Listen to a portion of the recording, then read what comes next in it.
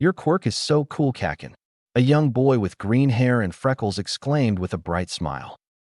His blonde friend let off a tiny explosion from his left palm before posing triumphantly. I know.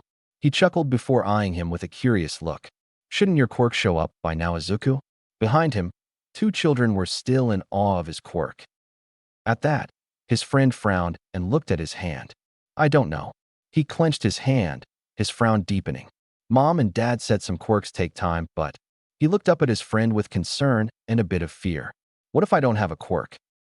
The blonde was about to reply but was cut off by one of the kids behind him. Then you shouldn't be a hero. His chubby friend nodded.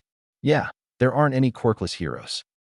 The effect of their words was immediate as Izuku appeared to shrink and looked down with tears welling up in his eyes. But. And who said there aren't, huh? His friend, Katsuki Bakugu, cut in with a furious expression. People like firemen and policemen are plenty heroic. He stood between them with Izuku behind him. And besides, quirkless heroes are a thing. While rare, quirkless heroes are quite popular in other countries, despite their few numbers due to the hazards that come with heroics. The tall kid and his friend faltered from the intimidating blonde. Why yeah, but nothing. Bakuga cut them off. If Izuku wants to be a hero, then let him. He'll prove all of you wrong and become the best quirkless hero there is. He then narrowed his eyes. And if you have any problem with that, he went into a stance and let off small explosions from his palms. You'll have to go through me first. The two kids paled and took a step back. Whatever. The taller kid looked at his friend. Let's go. The chubby boy quickly nodded and followed him.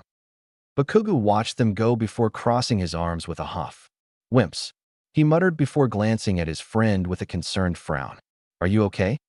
Izuku nodded with a sniff. Yeah. He wiped his eyes before looking at him. Did you mean what you said? Of course I did. The blonde quickly responded. All Might said that quirks don't automatically mean that you're a hero, remember? The green-haired boy nodded. Yeah, I remember. He sniffed again and looked at him with a frown. But what about your friends? He would hate to be the cause of friendships being broken. Bakuga scoffed. Bah, who needs those losers? If they were my friends, they wouldn't have been jerks to you. He wrapped an arm around his friend. Izuku looked at him, touched by his words. Really? Really? The blonde smiled at him. Besides, we promised each other to reach the top, like All Might. He exclaimed with a challenging grin. After recovering, Izuku grinned and returned the embrace. Right. His friend smirked from his determination. Plus, it would be cool to become a quirkless hero. Like Eraserhead, he kind of fights like a quirkless person. He then rubbed his chin. But then again, he does have a capture weapon and his quirk does help with. With a sigh, Bakugu lightly flicked him on the forehead, causing him to yelp. You're doing that thing again. He shook his head. It's like quirks and heroics are the only thing you think about. It was honestly impressive and scary how detailed his friend is. Don't forget about food. The hero nerd added with a grumble as he rubbed his head. And I can't help it. Quirks and heroes are cool. He pouted but wasn't upset. He knew he could get into his analysis. Bakugu chuckled with a nod. True. He then frowned when he looked up and noticed the sky. It's getting late. We better go before Aunt Inko and Uncle Hisashi get worried. Don't forget Aunt Mitsuki and Uncle Masaru. Izuku chimed in, causing the blonde to grumble. Kakin, don't be mean to your mom. He exclaimed with a poke on his shoulder. The explosive child pushed his hand away with a huff. Tell that to her. They separated from the embrace. She's always yelling at me. He crossed his arms and looked away stubbornly. Izuku's sweat dropped. Maybe if you weren't yelling back at her, things would be peaceful. He held himself back from saying, not willing to receive an earful from his grouchy friend. Well, have you tried telling her to stop? He questioned, though he had a feeling he knew the answer. He was proven right when the blonde gave him an exasperated look with his hands in the air. I did. He kicked a small pebble on the ground. But all she said was that she wasn't yelling and that it's just her normal voice. At that, Izuku snickered at the reasoning. Like you? He couldn't help but point out. Huh. The blonde snapped at him with a look of shock and betrayal. I don't scream like her. His retort echoed throughout the empty playground. Izuku snorted. Whatever you say, Kakin. He teased and began walking away. Bakugu watched him go with a narrowed look before following. Whatever. He grumbled. The walk back home was done in a comfortable silence that would periodically be broken by a passing vehicle. But other than that, it was peaceful. To this day, it's amazing how their families ended up becoming neighbors. Not only did that allow their parents to become close, since they were all classmates in their youth, the same thing allowed the children to have a strong friendship. After a few moments, Izuku decided to break the silence. You know, Bakugo looked at him. Aunt Mitsuki loves you, even if she yells a lot. He pointed out with a sincere look as his gaze shifted to the peaceful sky. There was silence again before the blonde sighed. I know, he groaned. It's just annoying sometimes. He rubbed the back of his head. I'm not a baby, he muttered, but it was heard well enough. Izuku nodded with a hum. Mom's the same with me sometimes, minus the yelling. He smiled fondly. But Dad says that that's just how mothers are. Even he's like that. He placed his hands behind his neck and glanced at his friend, his smile remaining. I think he said that parents who don't care don't deserve to be parents. Bakugo thought about it for a moment before glancing at him with a small smile. I think I get it, thanks. He mimicked his friend's posture. With his smile widening, Izuku lightly bumped his friend. Anytime, bro. Let me go? With a jolt, both boys stopped in surprise. What was that? Bakugo exclaimed in surprise. Two don't know. Izuku replied after recovering from his shock, but it sounded like it came from. Crash. They snapped to an empty street where the sound came from. This way. Izuku moved while Bakugo wordlessly followed. When they got close, they leaned against a nearby wall. And since Izuku was in the front, he quietly took a peek to see what was going on. What he saw made him pale. There's a tall and skinny man wearing a long coat and a hat that further hid his features and wearing black shoes. And in his grasp is a girl about their age with ash blonde hair and cat-like eyes, struggling to free herself with her mouth covered by the man's hand.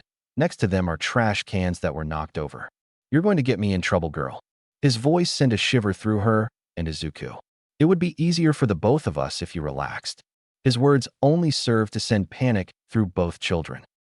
Bakugo noticed Izuku shaking and tapped his arm. What is it? He whispered in concern, having never seen his friend look so scared before. Snapping out of his shock, Izuku hastily but quietly retreated and did his best to stop himself from giving into fear. He couldn't afford to freeze now, not when someone needed help. All Might wouldn't, and neither would anyone willing to help. And with that thought, his breathing began to steady while Bakugo's concern grew when he saw the fear on his friend's face. What did you see? Honestly, all this suspense was getting to him. Theirs. Izuku steadied himself before looking at him with a serious but scared look. There's a villain hurting a girl. Bakugo was taken aback. Their parents had told them that the place they live in is generally safe, but they were warned that just because the place is safe, crime wouldn't be impossible here. And unfortunately, they were right.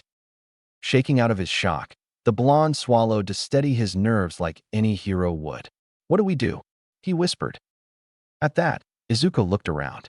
Mom always said to call for help when something bad happens, but he noted the empty street and how quiet the nearby houses were, indicating that the occupants weren't home. But nobody's around to call. He bit his lip as another idea came to mind, but it was incredibly risky.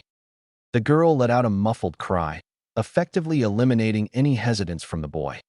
With his lips pursed, he turned to Bakugo. We'll have to fight. He hoped they weren't going to regret this. His blonde friend went wide-eyed. Are you crazy? He exclaimed in a harsh whisper. We need to get help. What happened to the nerd he knew? But to his dismay, Izuku shook his head. No time. If we leave, he'll take her away and there's no one around to call. Bakugo looked around and noticed the details he had. Who knows what he'll do to her? He took a peek and resisted the urge to yell when the man leaned close and whispered something in the girl's ear, making her whimper in fear. If you've got any better ideas, say it. Internally, he hopes he does, the less risk the better. Bakugo seemed debating within himself before he eventually let out a quiet but frustrated groan. I've got nothing. His friend grimaced but understood. What's the plan? Can you tell what kind of quirk he has? He idly adjusted his wrists. The determined child peeked again for a moment before shaking his head. No idea. He's in a shady disguise like in the hero comics. Great. The blonde snarked with a huff, liking the odds less and less. Into the unknown, huh?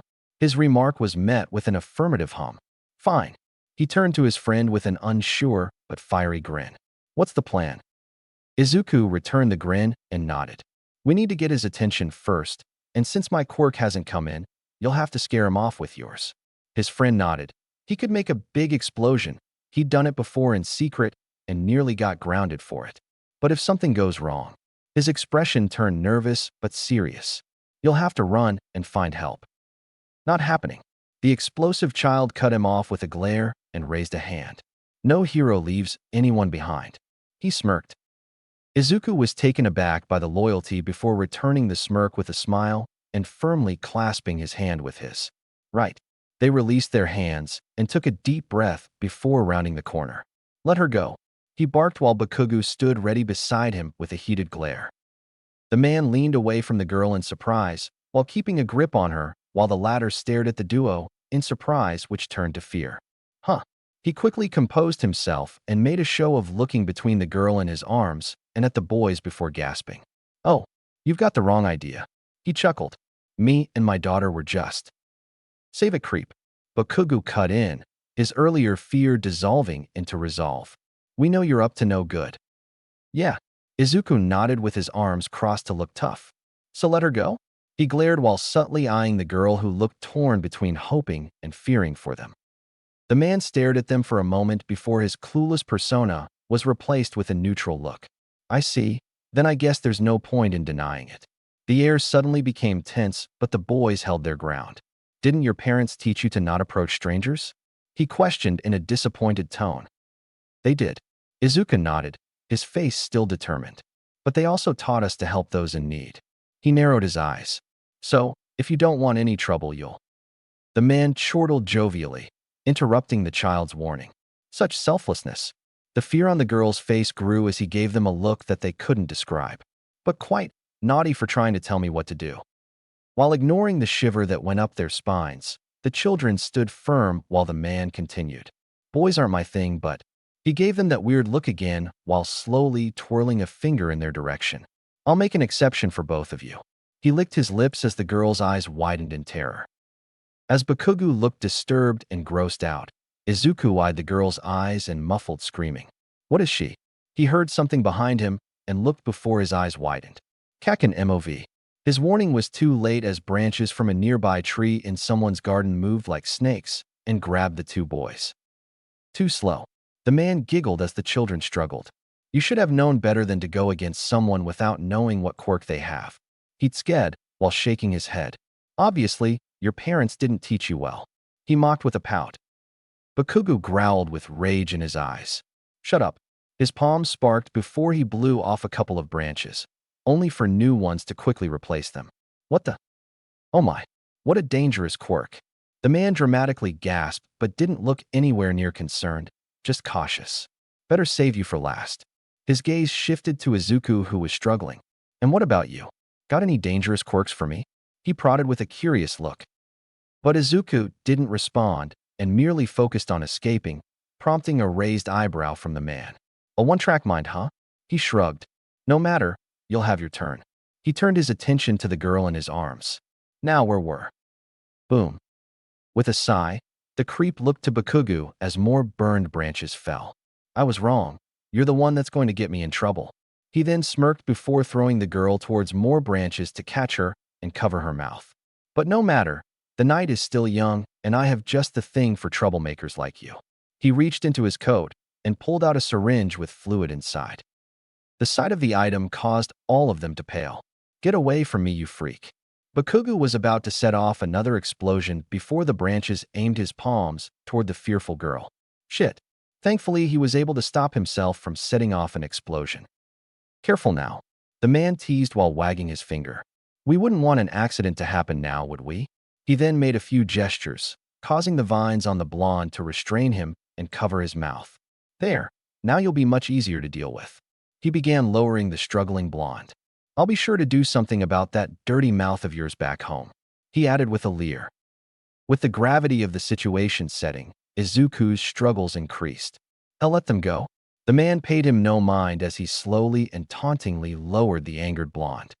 Please. Listen. Guilt and shame went through the boy as Bakugu continued the struggle while glaring at the evil man. His gaze then shifted to the girl looking at them in silent apology and fear. The sight sparked something within him, something that he hadn't felt before. When he looked at Bakugu again, who defiantly stared at the needle while the man licked his lips, that feeling increased. Like a fire had been ignited within his very soul, spreading throughout his body.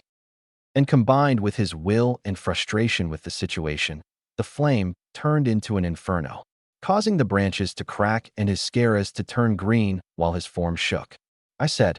His pupils sharpened and his emerald irises formed around the sharpened pupils as the man aimed the needle at Bakugu's neck. He snarled as his teeth sharpened with drool as the girl closed her eyes in inevitability. Them go. He roared as a bright light and shockwave erupted from his body.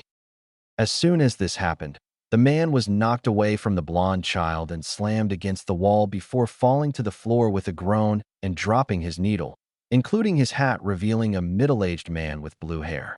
At the same time, the branches holding onto Bakugu and the girl lost power and dropped them. Despite his shock, Bakugu remembered the mission and regained his focus to look at the girl who lifted herself off the ground in a daze. Come on. His call snapped her out of it, and after glancing at the man who was still recovering, she sprinted towards the blonde who protectively wrapped his arms around her like a hero. I've got her. He turned to his friend. Let's go, Izuku. When he trailed off in shock, the girl leaned back in confusion before remembering the other boy and looked before being stunned as well. With a groan, the man lifted his face off the ground and rubbed his head with one hand. That's what I get for playing with my prey, he muttered before his eyes landed on the destroyed syringe. Great. He groaned before standing to glare at the boy, only to pale at the sight. Instead of a vulnerable child, in his place is a medium dinosaur-looking beast with a U-shaped horn crest and additional nasal horns. The front of its body sported a jagged layer of armor, 5 fingers and 3 toes with sharp claws at the end, topped with a large tail and a dangerous aura that was enhanced with the smoke emitting from him after transforming. But despite suddenly feeling small, the villain tried to save face, concluding that the child must have just unlocked his quirk, making him inexperienced and easier to deal with. That's quite the quirk you have there. He fought against his nerves when the beast lifted his head and stared at him in anger. To think we got off on the wrong foot, and since your friends are free again, why don't we just go our separate ways? And the beast let out a powerful roar and charged at the man, who let out a yelp and brought his hands forward, causing the trees behind the child to return to life. Shot out branches that grabbed Izuku's wrists and legs, which only proved to slow him down. Watt power. He grimaced with sweat as he commanded more branches to wrap around the beast's limbs. But like before, it only slowed him down as he continued marching through the struggle with a growl and rage in his eyes, causing some branches to snap off and the villain to falter. And with each branch snapping, the man's fear grew as he gradually took a step back. And now hang on, another branch snapped with a step forward from the beast. This whole thing is just one big misunderstanding. He whimpered as he unknowingly cornered himself against a wall. Swear I wasn't. Tired of hearing the man talk, Izuku roared and freed himself before continuing his charge. At this point, the man realized the position he was in and trembled as no trees with branches were left for his quirk to use. When the beast got close, the man was about to dodge to the right, but Izuku instinctively expected the move, so rather than continuing the ramming maneuver, he decided to slide close to the villain while turning his body, causing the man to collide with his powerful tail, knocking the wind out of him as he was carried by the momentum and thrown to the wall behind Izuku. After slamming his back against the wall, the man slumped on the ground, nearly passing out. Ugh!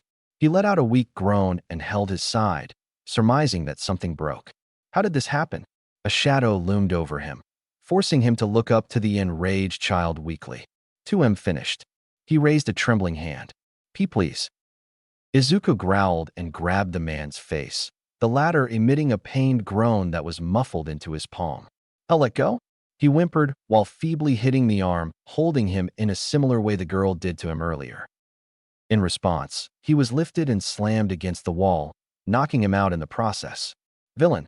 The enraged child snarled and tightened his grip, piercing a bit of skin with his claws, causing a bit of blood to drip. As this happened, Bakugo and the girl snapped out of their shock and began to panic, realizing what the young boy was about to do. Ui, Izuku, snap out of it. The blonde released the girl and ran to his friend. But Izuku didn't hear him, nor did he register the child standing next to him and hitting his legs. This isn't who you are? He began hitting as hard as he could. He's already beaten. After a few more hits, Bakugo's hands were beginning to hurt. His skin is tough. He held his hands with a grimace and considered using his quirk, but didn't think it would be a good idea. All Might wouldn't do this. He'd take them to jail. Izuku stopped squeezing but didn't release the man. Seeing this, the blonde felt hopeful but cautious. Heroes don't go around killing people. Only villains do that. His friend growled but didn't move, forcing the blonde to think before trying another way. What would Aunt Inko and Uncle Hisashi think? At that, Izuku stopped growling and stilled. Mom. His posture loosened a bit. Dad. He blinked, the intensity in his eyes lowering a bit. Bakugo was glad that he was getting through to him. That's right. Think about how hurt they would be. He pointed out with a pleading look. Hurt. His posture loosened some more before his eyes hardened and increased his grip again. He hurt you and the girl. The man let out faint whimpers from the pressure, his blood flowing more. The blonde felt his stomach drop in panic. No, stop.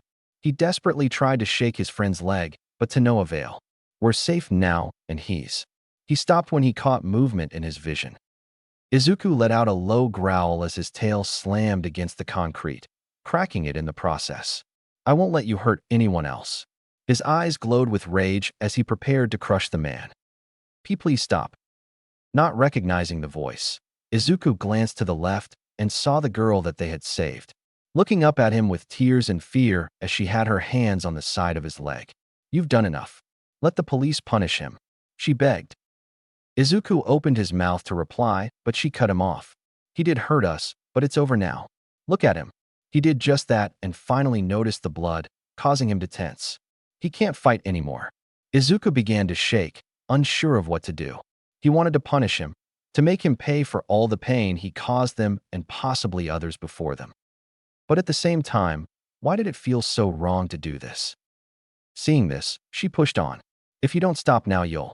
She faltered before mustering whatever courage she had left and screaming with conviction. You'll become a real monster like him. As her words echoed throughout the area, Bakugo stared at her in shock while Izuku froze. Become like him? Like a villain? Someone who went after the innocent? Just the thought of becoming like him felt like cold water flowing through his veins and caused him to fully grasp what he was about to do. Not only was he about to take a life in anger, but it was going to be against someone who had no way of fighting anymore. What kind of hero would do such a thing? Not only that, but what would his parents think? Yes, the man deserved punishment and more, but would it be worth scaring his family and friends over it? Would it be worth throwing away his future? To be known as a monster and nothing else? As clarity began to take over, Izuku's expression became more appalled before snapping at the man's injured form and hastily dropping him. 2. He staggered back and fell on his, but with a heavy thump. I didn't mean to. He stared at the blood on his claws and trembled. He couldn't finish his words, feeling sick all of a sudden. The girl said nothing and stared at him in sadness, while Bakugo regained what composure he had left and approached him. He isn't dead. His words helped a little, but his friend was still disappointed in himself. He's just really hurt. I'm sure he'll get treated before he's taken to jail. Bakugo and the girl covered their eyes when Izuku's form flashed before revealing a heartbroken child who hugged his knees and, surprisingly, intact clothes. The sight broke their hearts, but before they could say anything, they heard the sounds of police sirens nearby. Hearing this, the blonde sighed as he caught sight of a police car emerging from the nearby corner. Looks like someone nearby finally noticed. I'll talk to them. He turned to the girl. Can you keep an eye on him? The girl said nothing as she sadly stared at Izuku and merely nodded. I will. She quietly replied and approached to sit next to the boy who made no move to acknowledge her. And after a moment of hesitation, she pulled him into an embrace, internally glad that he didn't resist. Bakugo stared at them for a moment before nodding. Thanks. He braced himself and began approaching the two officers who were approaching the scene in shock. As this happened, the girl began running her fingers through his hair, in the same way her mother would when she was sad. "It's going to be okay," she soothed while using her other hand to rub his back. Izuku didn't reply, but his body did relax a bit from her gesture, which she was fine with, and silently agreed to give him time while watching Bakugu explain to the officers. After a few moments, though, he spoke. "What's your name?" he questioned in a low voice. Knowing that he was trying to not think about what happened, she calmly obliged. "Himiko Toga." "Himiko," he repeated before nodding. "Pretty name," he muttered before smiling at her despite his tear-stained face.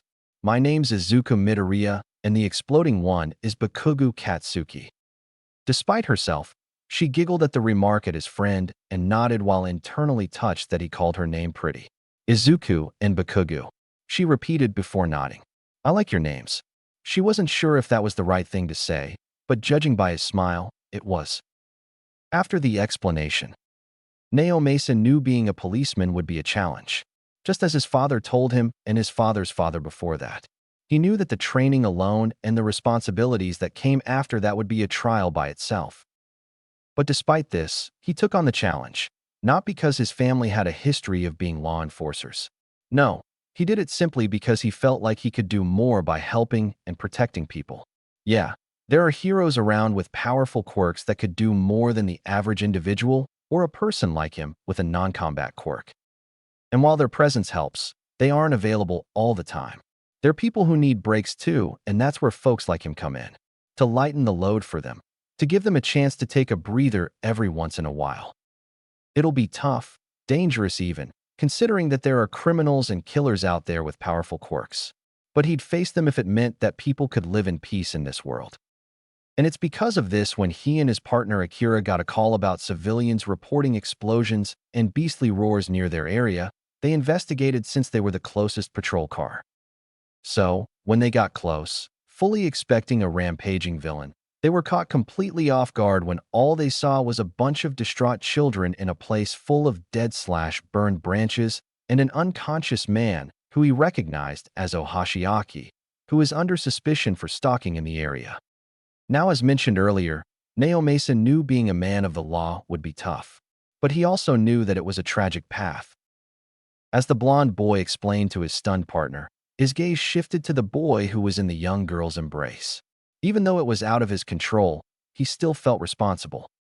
Maybe if he had done more patrols, they would have caught Ohashi sooner and none of this would have happened. The kidnappings would have stopped, these children would have been spared from danger, and this young boy wouldn't have been pushed to almost choose between taking a life or not. He knew it wasn't fair to put this on himself, but with his duty to protect people, how could he not? So, with this thought, he took a breath and excused himself as his partner continued to interview the child. He may have failed to prevent this, but he would be damned if he allowed the boy to continue placing blame on himself like he has. As he neared, he made sure to compose himself and appear as kind as possible. "Hello," he greeted in a kind tone, but despite this, the children looked up in nervousness. "I'm Officer Naomasa." He went to eye level with them. "I'm sorry you had to experience this whole ordeal, and while I can't promise everything will go back to normal right away, I can promise that the bad man will go away for a long, long time." He firmly but gently promised, and while he could have said it differently, he at least owed it to them to not give them any delusions of immediate normalcy after this. The girl seemed to understand. The boy, on the other hand, was more focused on the man on the ground. "Too's he dead?" He trembled, prompting the girl to embrace him again. In all honesty, a part of Naomasa wished he was, after hearing about what he was going to do to these children, but that wouldn't have been appropriate to say, and instead focused on the boy's kind-hearted nature. "I'm sure he isn't. From what I heard from your friend, you didn't cause any serious damage," he gently pointed out. But he's bleeding." The boy sniffed and wiped his eyes while the girl looked saddened by his tears. "Good." The officer held back the remark before smiling. "I'm sure, but to prove it to you, I'll check for myself." "Okay." He got a meek nod in response, making him mentally sigh. Why is it that bad things happen to the kindest of us? Putting that thought aside, Naomasa rose to his feet and turned to the body. "Be careful," He heard the girl say, and after sending her a thankful smile, he approached the criminal with a stern frown. As he stood over the criminal, Naomasa mentally reminded himself to act professional and refrain from kicking the body before crouching next to the man and checking his pulse. Once that was done, he checked if anything was broken before flipping him on his stomach and placing handcuffs just in case.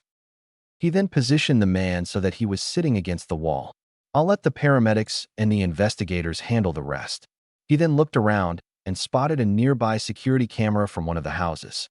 But from the looks of things, there wouldn't be much of an investigation to begin with.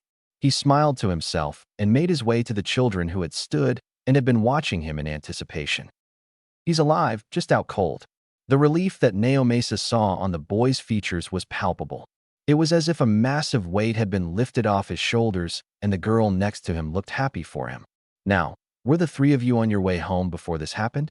He raised an eyebrow when the girl looked tense from the question. But his attention was diverted when the boy lightly nodded. Kaken and I were, but...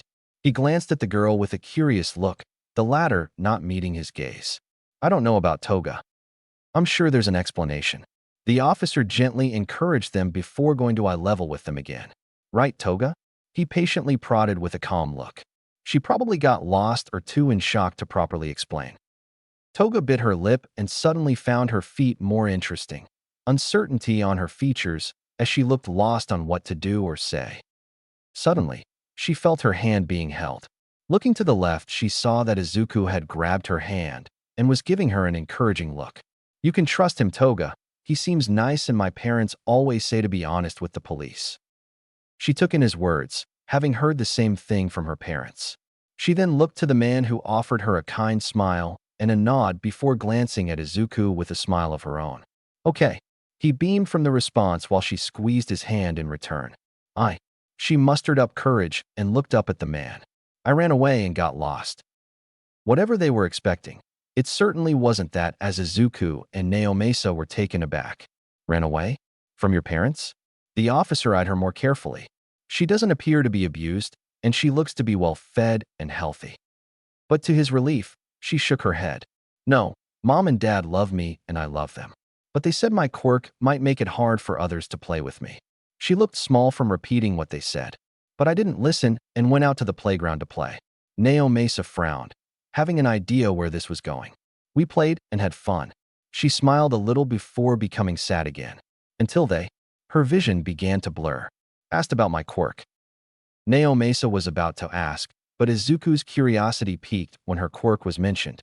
Why? What's your quirk? Behind him, Bakugo was making his way towards them while Akira called for backup and paramedics. Toga hesitated again, nervous and fearful of the same thing happening again. Will you hate me? While Bakugo looked confused, Izuku immediately shook his head. No way. He squeezed her hand. You don't seem like a bad person. He gave her an honest smile. His gesture and trust helped, allowing her to think about it before nodding. Okay. She took a deep breath. My quirk lets me transform into any person. Bakugo gave her a confused look, but was also impressed. That doesn't sound. But I need to drink their blood to activate it. She showed her pointed canines and closed her eyes, bracing herself for the inevitable judgment and reactions. This is dumb. Why did I even? That's so cool. Her eyes snapped open in surprise and turned to Izuku, who was looking at her in awe, while Bakugo and Naomasa looked surprised, but not in a negative way. Why Yuri not scared? Did they not hear her? But to her further surprise, Izuku vehemently shook his head, his love of helping people and quirks overriding his earlier sadness.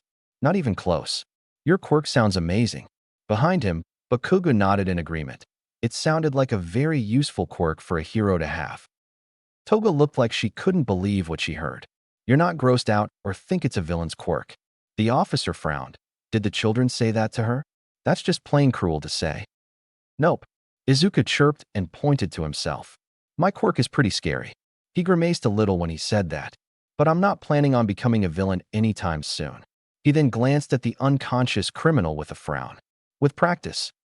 While Naomasa was impressed with the child's grit despite the circumstances, Bakugo quickly chimed in. Yeah, and I'll be there with you. The two boys smiled at each other and bumped fists. We'll beat every villain like All Might. Toga watched them in shock before smiling, swept away by their enthusiasm. Me too. The two snapped at her in surprise. I want to be a hero like Vlad King or Midnight. She cheered, prompting words of praise from the two. Nao Mesa watched on with a smile and looked forward to seeing their heroics in the future. I'm sure the three of you will do great. His words prompted a smile from them. But we need to get the three of you back home before it gets any darker. They looked up and noted how late it was, making them worried about how their parents would react. Toga more so. Do any of you live nearby? The boys raised their hands. Okay, which one of you lives closest? We're neighbors. Izuku and Bakugu replied, gaining a surprised look from Toga. The latter is internally envious of having friends living next to you. Nao Mesa chuckled. Well, that certainly makes it easier. He then turned to Toga. Do you know your home phone number? She nodded. Good, since I assume you live far away. I'll bring you to Izuku's home so you can have a safe place to rest. Then I'll contact your family and have them pick you up. Is that okay? While nervous about how her parents would react, Toga still knew that they loved her and must be worried sick, so she nodded. Good. He turned to Akira, who approached them. I'll be taking the boys to their home, and since the girl lives far, we'll contact her folks to pick her up there. Got it. His partner nodded as backup and an ambulance arrived. I'll handle things here while you do that, but you need to have the medics check on them first. Of course. Nao Mesa nodded and turned to them. You guys okay with that? After receiving nods, he gestured for them to follow. Okay, let's get it over with so you can go home. Bakugo nodded and moved while Izuku turned to Toga, who was in thought. You okay? With a jolt, she nodded. Why yeah. After nodding in agreement, he smiled and began guiding her to the medics while she stared at their intertwined hands for a moment before smiling to herself. Thank you. La Termidoria, residence living room. They should be home by now. A slim woman with dark green hair and a ponytail, Inko Midoriya, paced back and forth while periodically glancing at the clock and anxiously gripping the hem of her shirt. On a couch, a tall and strong-built man in casual attire with familiar freckles, Hisashi Midoriya sighed. You need to sit down, Inko. You'll age faster if you keep it up. He pointed out with a worried frown as he stood and approached her. The woman turned to him, tensely. I can't help it. I'm not as calm as you, she exclaimed while glancing at the door, thinking that would somehow bring her baby back soon. Who says I am? He calmly retorted and held her arms, making her look up at him. I'm just as worried as you are. Looking into his eyes, she could tell right away how stressed he was. But panicking won't bring them back faster. He sighed, hating that fact. 5 minutes, then we'll call the police, okay? He appeased her while cupping her cheek. Inko stared at him before leaning into his touch with a nod. Okay. She sighed before placing her head on his chest. But make it 3. He hummed in agreement and wrapped his strong arms around her. I hate this. A blonde woman, Mitsuki Bakugo, barked while stomping out of the kitchen area with her husband. Masaru Bakugo followed while trying to calm her down. Katsuki's got an attitude, but he isn't dumb. She lowered her voice when Masaru grabbed her arm. Even if he's stubborn, he at least listens to Izuku. She grumbled while leaning into her husband's one-armed embrace. Ding dong. At once, Inko perked up. That must be them. She separated from her husband's embrace to run to the door. Upon reaching it, she threatened to tear the handle off with how forceful she opened it with a relieved and panicked look. Where have you? Huh. She blinked as she was met with a stunned police officer. Good evening, officer. What can I do for you? She greeted after recomposing herself while the rest caught up only to be shocked by the officer's presence as well. After recovering from his stupor, Nao Mesa cleared his throat. Good evening. He took off his hat and held it in his hands. Are you by any chance Inko Midoriya? He calmly questioned while noting her eyes. Same eyes, but I could be wrong. While taken aback by this, she nodded but became wary. Yes, but how do you? She froze as her nose twitched while in the back. The others stilled as well when they noticed something. Well, you see, Nao Mesa continued, not noticing her actions, and moved to the side. My partner and I. My baby. Before the man could comprehend what had happened, he was effortlessly thrown to the side as Inko cried towards Izuku, who had to hastily release Toga's hand. The latter jumped away with a yelp and watched in awe as the boy was scooped up in the woman's arms and spun around as the woman wailed in relief. All the while, the boy accepted it and laughed. Bakugo watched the scene with a smile before noting his mother approaching before stopping, looking unsure of what to do. He was about to ask what the problem was until he remembered Izuku's earlier words to him and sighed. I guess I'm not the only one bothered. With this, he swallowed his pride and approached her, surprising her in the process. This reaction bothered him more than he'd be willing to admit, but he brushed it off and hugged her leg when he got close, making her go still. Sorry for making you worried, he mumbled with an embarrassed blush. Mitsuki stared at him in shock before smiling sweetly and rubbing the top of his head. I'm glad you're back. Tears threatened to spill, but she shouldered on while he just smiled in the embrace. As this happened, Naomasa sat up while rubbing the back of his head with a wince. Should have expected that, he muttered but smiled at the scene. He then became aware of a hand in his view. Looking up, he saw Hisashi offering to help him up, and behind stood Masaru, both looking apologetic. I hope you haven't had dinner. It'll be a while before things settle, he said in a knowing tone. Naomasa accepted the hand, but gave them an apologetic look when he got up. That's very kind of you, but I can't stay long. I just need to make a call and get back on patrol. I'm sure the city can wait for a few moments of your time, Masaru calmly chimed in. And aside from that, you can give us a better explanation when you aren't in a rush. Hisashi nodded. Yeah, and you kind of look like you haven't eaten anything. Just then, the officer's body chose the chance to remind him how hungry he was from skipping lunch today, making the man blush. See, the freckled man chuckled good-naturedly and patted his back. Don't worry, it's just a few snacks while you tell us what happened, then you'll be free to do what's needed, he kindly offered. The officer still looked unsure, but eventually nodded. Great. Hisashi beamed while Masaru smiled and went to inform the mothers. Inko makes great barbecue, you'll love it. The comment earned him another stomach growl from the thoroughly embarrassed officer. After the explanation, Midoriya, resident's living room. I'm so sorry that happened to you, Inko gently said in sadness as she rubbed Toga's back, the latter crying from having to remember what happened. Thank goodness nothing else happened. She then turned her gaze to Izuku, who was seated to her left. What you and Bakugo did was dangerous, but I'm proud and more than glad you all made it out all right. The others voiced their agreement.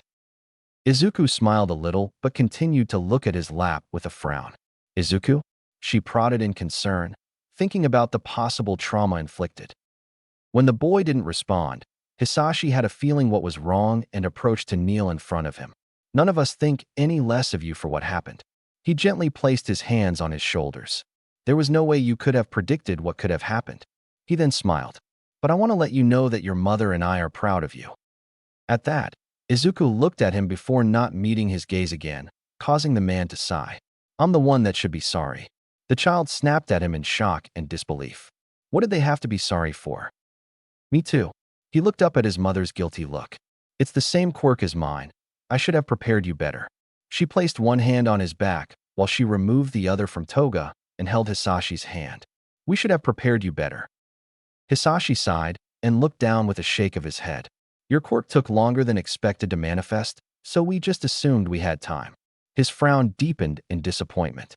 Our complacency placed you and your friends at greater risk because of it.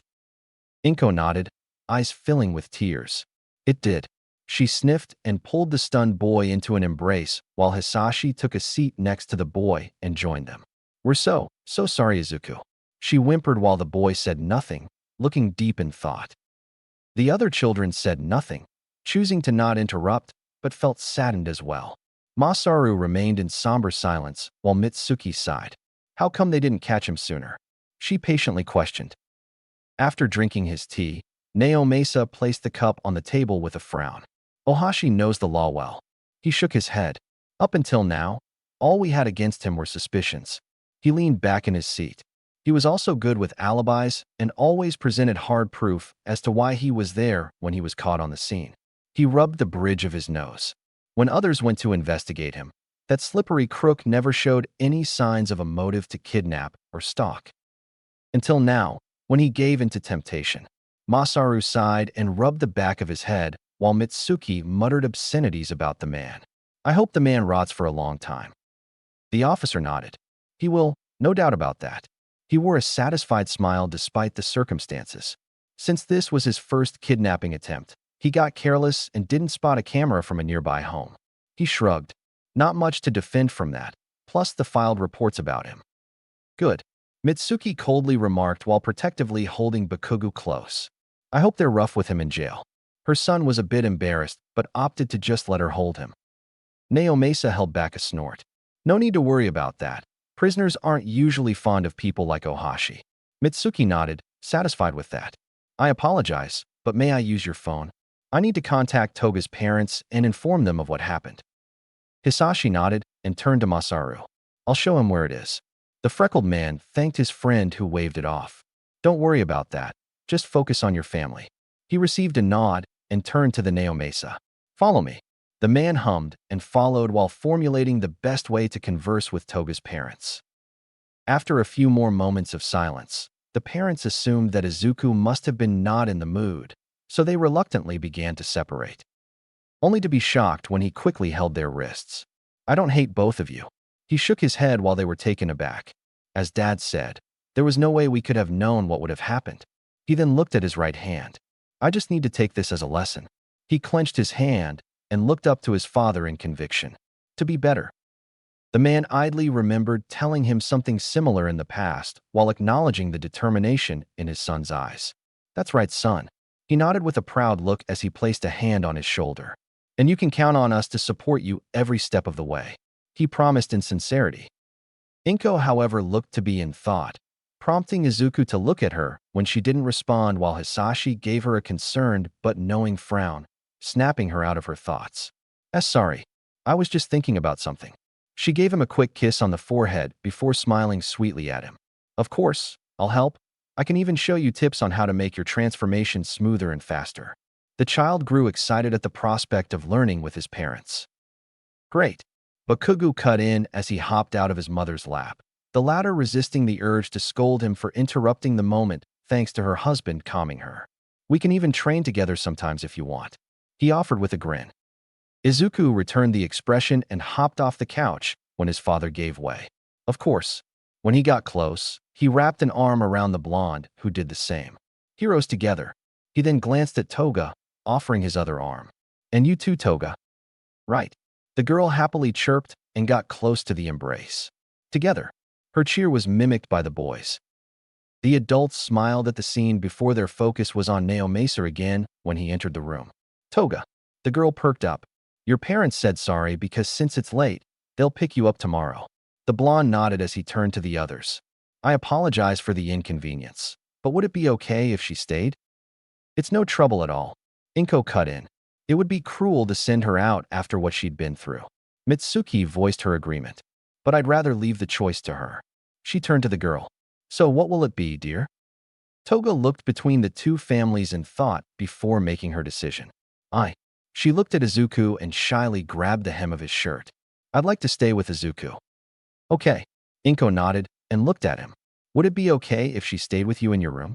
She received a nod, making her smile fondly at his kindness. Naomasa nodded. Then it's decided. He wore his hat again and straightened his outfit. Thank you very much for the meal, and I'm sorry for the rush, but I need to return to patrol. It's no problem at all. We're the ones that invited you in. Hisashi cut in and approached. Thanks again for escorting the kids. The adults voiced similar thoughts. The officer nodded to them. You're welcome. He then looked at the children with a smile. Good luck on becoming heroes, and try to stay out of trouble. He advised as he and the father went to the door. We will. Bye. Izuku and the other kids waved the man goodbye. Mitsuki gave a wave before turning to Bakugo. Let's go, Bakugo. It's past your bedtime. The blonde groaned in embarrassment as Izuku and Toga giggled. Don't embarrass me. He crossed his arms and looked up at her with a pout. And I'm not tired. The blonde woman rolled her eyes and looked at him fondly while next to her. Masaru chuckled. You say that now, but you'll be when we get back. She pointed out knowingly and offered a hand. Now come on, let's get you cleaned up before bed. The child grumbled and went to grab her hand. Mitsuki giggled before turning to Inko. Thank you for letting us stay here for a bit. Her friend waved her off, saying that she was welcome anytime. Same to you. She smiled at her before turning to the pair. Remember to show manners, Izuku. And Toga, you're welcome to visit anytime. I will. Izuku nodded while Toga expressed her thanks before both children waved Bakugo goodbye, the latter saying the same as they made their way to the door where Hisashi politely waited for them. This is great. I never had a sleepover with anyone other than Kaken before. He lit up in excitement. Do you want to watch? Izuku. Inko cut in, making him freeze. All of you have been through a lot today, and it's late. She placed a hand on her hip. You can always watch hero stuff tomorrow. She suggested in a tone that left no room for argument. Realizing her point, he looked down, slightly embarrassed and ashamed. Sorry, Mom. He felt his hand being grabbed, making him look up to see Toga giving him a reassuring look, making him smile. It's all right. The mother smiled, finding the moment sweet. Now show her the bathroom, so both of you can wash your faces and brush your teeth. She then paused for a moment. You can give her the extra toothbrush. Do you know where it is? She questioned as Hisashi made his way to them. Izuku nodded. Yep. He then turned to tell her to follow before stopping. This of course made Toga and the adults confused. What's wrong, Izuku? It looked like he was snapped out of a daze before shaking his head. Nothing, sorry. When she gave him a curious look, he elaborated. You have pretty eyes. He bluntly remarked with a shrug. He was then confused as to why Toga's face reddened before she looked down with a small smile. Thank you. He was about to ask what was wrong before shrugging and guiding the suddenly quiet girl to the bathroom. As this happened, Hisashi watched him go with a smile. Not even a teen yet, and he already has that Midoriya charm. He chuckled. Yeah, Inko mumbled, watching them go with a frown. Hearing her tone, he sighed. He's going to find out eventually. He moved in front of her. He's already shown his drive to be a hero since he was younger. It's bound to come up eventually. He calmly pointed out. She nodded and leaned her head against his chest with him wrapping his arms around her. But what am I supposed to say, Sashi? He could feel the fear and doubt coming from her, urging him to rub her back. The truth. His answer caused her to tense. He'll be in for a shock, but that's generally how honesty works. He tightened his embrace a bit. And let's be honest, telling him the whole truth seems better than keeping something from him. His remark caused her to relax a bit to listen. It'll make things easier to teach him about his quirk, and he'll know that we trust him wholeheartedly. He ran his fingers through her ponytail. Honesty and trust was one of the many things we vowed during the wedding if memory serves me right. Inko was silent before sighing and leaning back to look at him with a loving smile. You always know the right things to say to make me fall in love with you again. She leaned up for a kiss that he returned with equal love. When the need for air took over, they separated with Hisashi giving her a teasing look. I thought it was my looks and muscles. He released one arm to flex his bicep with a goofy grin.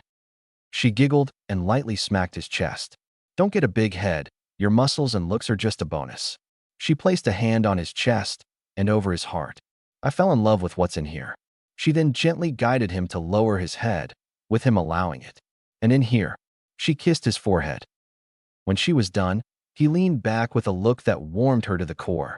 The same goes for me. He shook his head. To this day, I feel like the luckiest man alive. She gave him a quick kiss after that remark. But back to my point, you'll need to tell him the truth. He held her close again. And I'll be with you when that happens. I know. She nodded against his chest. I love you. She tightened her embrace. He hummed. Love you too. He kissed the top of her head again. The next morning, Midoriya residence seating area. Would you like some more eggs, Toga? Inko kindly offered to the girl who politely declined before sighing at Izuku, who was scarfing his meal. Izu, we have a guest. The boy froze before he could put more food in his mouth before lowering it with a blush. I can't help it. Your cooking's the best. Hey, I've made good food too. Hisashi cut in as he ate, prompting a hasty apology from the boy as Inko shook her head in fond exasperation while Toga giggled at the family's antics. Ding dong. Just as the children finished their food, Hisashi perked up at the sound. That must be your parents, Toga. The girl was glad to hear that, but was also nervous about the scolding she might get from running away. I'll get it. Inko went to grab the dishes for washing as he stood while the children went to the living room. As he got close to the door, he took a peek through the peephole before opening the door. Good morning. He greeted the visitors as he got a good look. The first one is a man about his age who's a little shorter than him with an average build, white hair, and brown eyes. The second person looked just like Toga if she was the same age as Inko. Only she had long hair that passed her shoulders. As he took note of this, Hisashi could tell right away how stressed they were, but he needed to be sure. Are you Toga's parents? From what Naomasa told him, the man's name is Hideo Toga and the woman's name is Manitoga. Before the father could speak, the mother stepped forward. Yes. Is she here? She questioned with desperation, but was calmly held back by her husband. Hisashi stared at them and noted the bags under their eyes before nodding. This way. He stepped aside, allowing them to enter. Midoriya residence living room. I'm so sorry for running away. Toga cried into her mother's arms. All earlier fear of being scolded faded away the moment she laid eyes on them. I should have listened. Mana shook her head. No, we should have done better in explaining it to you. She held her tight, while Hideo held them both with tears as well. We're so sorry for not doing more. Hideo looked even more ashamed. We should have been there for you at the playground, or at least prepared you more for their reactions. He kissed her head. Sorry. Hearing her parents blame themselves broke the girl's heart, but rather than continuing the argument, she decided to try another way and looked up to her mother. How about, instead of taking the blame? She paused to find the right words. How about we do better next time? She hoped they understood what she was trying to convey. Fortunately, it seemed like they did as they looked at each other for a moment before turning to her with small smiles. That sounds like a good plan, Himiko, Mana remarked as she wiped her tears and turned to the Midoriya family, who had been watching in silence. Thank you so much for taking care of her. Hideo addressed the family with similar thoughts. It's no trouble, Hisashi kindly responded. It was the right thing to do after all. Inko nodded with a smile. The parents regarded them with respect before turning their attention to Izuku. Are you the one that saved her? Hideo kindly asked. To this, the child shook his head. It wasn't just me. He pointed to the wall. My friend Kaken helped save her too. Behind him, his parents felt proud of him for sharing the credit. Mana nodded. We'll be sure to stop by and give our thanks. She kissed Toga's head before looking at him again. You've done a great service to this family. How could we ever repay you? Hideo agreed and wanted to repay them for their kindness. Inko and Hisashi glanced at each other, already knowing what to say. But rather than responding, they looked to their son to see what he'd say. If it's anything wrong or improper, they'll step in. But to everyone's shock, Izuku immediately shook his head. I don't want anything. I'm just glad Toga is okay. His parents grew even prouder of him as he continued. But if you want to pay me back, just do what she said and be better together. He was pulled into an embrace by his mother. The girl blushed a little from his focus on her, something that Mana took notice of and filed away for later, while Hideo recovered from his shock and nodded with a smile. You can count on it. Izuku beamed at him. Hideo then noticed the time and hesitated before speaking. I'm sorry to say, but it's time for us to go. Wait, really? Izuku looked up to his parents, who both gave him apologetic looks. Oh man. He slumped against his seat in defeat, but understood. Toga looked up to her parents in a silent plea, but was saddened when they gave her the same apologetic look. I'm sorry, Hime, but we still need to settle things first. Mana patted her head in sympathy, but that did little to help the girl who looked down. Seeing this, Izuku's hero instincts kicked in and got off the couch. Don't worry, Toga, we'll see each other again. Whether it was reassurance for himself or her, he wasn't sure at the moment.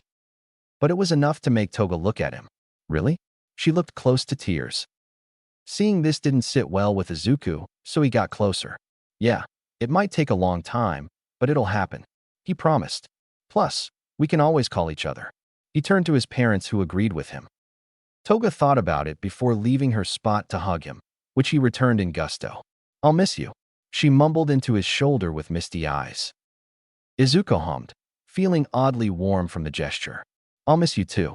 He wanted to cry too, but he held it in for her. The parents remained silent, not daring to interrupt the moment, but making a mental note to coordinate a day for the children to reunite and play, or even stay connected somehow. After another moment, they tightened the embrace before separating. Toga sighed before looking to her parents, allowing them to take that as their cue. Let's go, Himiko. The girl looked at her friend one more time before running to hug her mother's leg. The parents looked at her with sympathy before looking at the Midoriya family. Again, Words cannot describe how grateful we are to all of you. Hideo remarked before he and Mana bowed. Thank you for all you've done for us. They raised their heads again before following Hisashi out the door with Toga occasionally looking back at Izuku with a sad wave goodbye. Izuku returned the wave before looking down at the floor with a sigh when they were out of sight. Although it's incredible to have saved someone, it felt like he'd lost something too. Inko's heart ached at the sight and knelt beside him. It isn't going to be forever, Izuku. She pulled him into a hug. You'll see each other again, and besides, you can always message or talk over the phone like you said. She offered. He sighed as he leaned into the embrace. I know, but I'll still miss her. She nodded in understanding and kissed his forehead. Mean Willie apartment grounds. The Toga family walked in somber silence as they made their way down the building. The group had just finished expressing thanks to the Katsuki family for everything they'd done for Toga. And like Izuku, Bakugo did not take the news of her leaving well but understood. And after promising to keep in touch, the family left. When they neared the ground floor, Mana took the chance to speak. You'll see him again, Hime. She got a mumble in response, causing her to sigh and opt to give her daughter time. Hideo watched with a frown. He always hated seeing his daughter sad and his wife worried. He knew he couldn't keep everyone happy forever, but it's hard not to feel troubled, especially after vowing to make the family happy during his wedding. He began thinking of ways to lighten the mood, maybe bring them to a nice place to eat, or maybe walk through a park. There's a nice place that just opened for the people to enjoy. Toga isn't the materialistic type, so a new toy or object, while it would help a little, would ultimately be a temporary fix. As Hideo continued to think of ways to cheer Toga up, they reached the ground floor, passing a bulletin board that he briefly glanced at before stopping upon seeing something interesting. He took a closer look at it and took in every detail before his eyes widened and a smile formed on his face. Or this'll do. He took his phone out and got a picture. If I act fast, it'll be a smooth transition. He mused as he stared at the picture before pocketing his phone and catching up to his family before they noticed he had stopped. Ladder in a forest. Where are we going? Izuku questioned as held on to his father's hand while his mother led their family. You'll see, Izuku. Hisashi answered with a knowing chuckle while Inko focused on leading them safely through the path, looking like she was reliving something as her eyes scanned the area with a smile. The response made Izuku pout. You said the same thing before we left home. He mused and adjusted his bag while admiring the surroundings and the birds chirping. At least it's peaceful and pretty. He mused while watching his step. After Toga's family had left, the Midoriya home had become gloomy, which became worse when Izuku didn't act like his usual self. He was quiet, didn't eat much during lunch, and had no motivation to play or do his usual hero watching on YouTube. Seeing this, Inko couldn't take it anymore and privately suggested to Hisashi that she would be revealing the truth today. And while surprised, he asked how she planned to do it with Izuku's mood the way it is. Which brings us here, in this quiet trail in a nearby forest close to the city. And while there's civilization nearby, not a lot of people are willing to go here.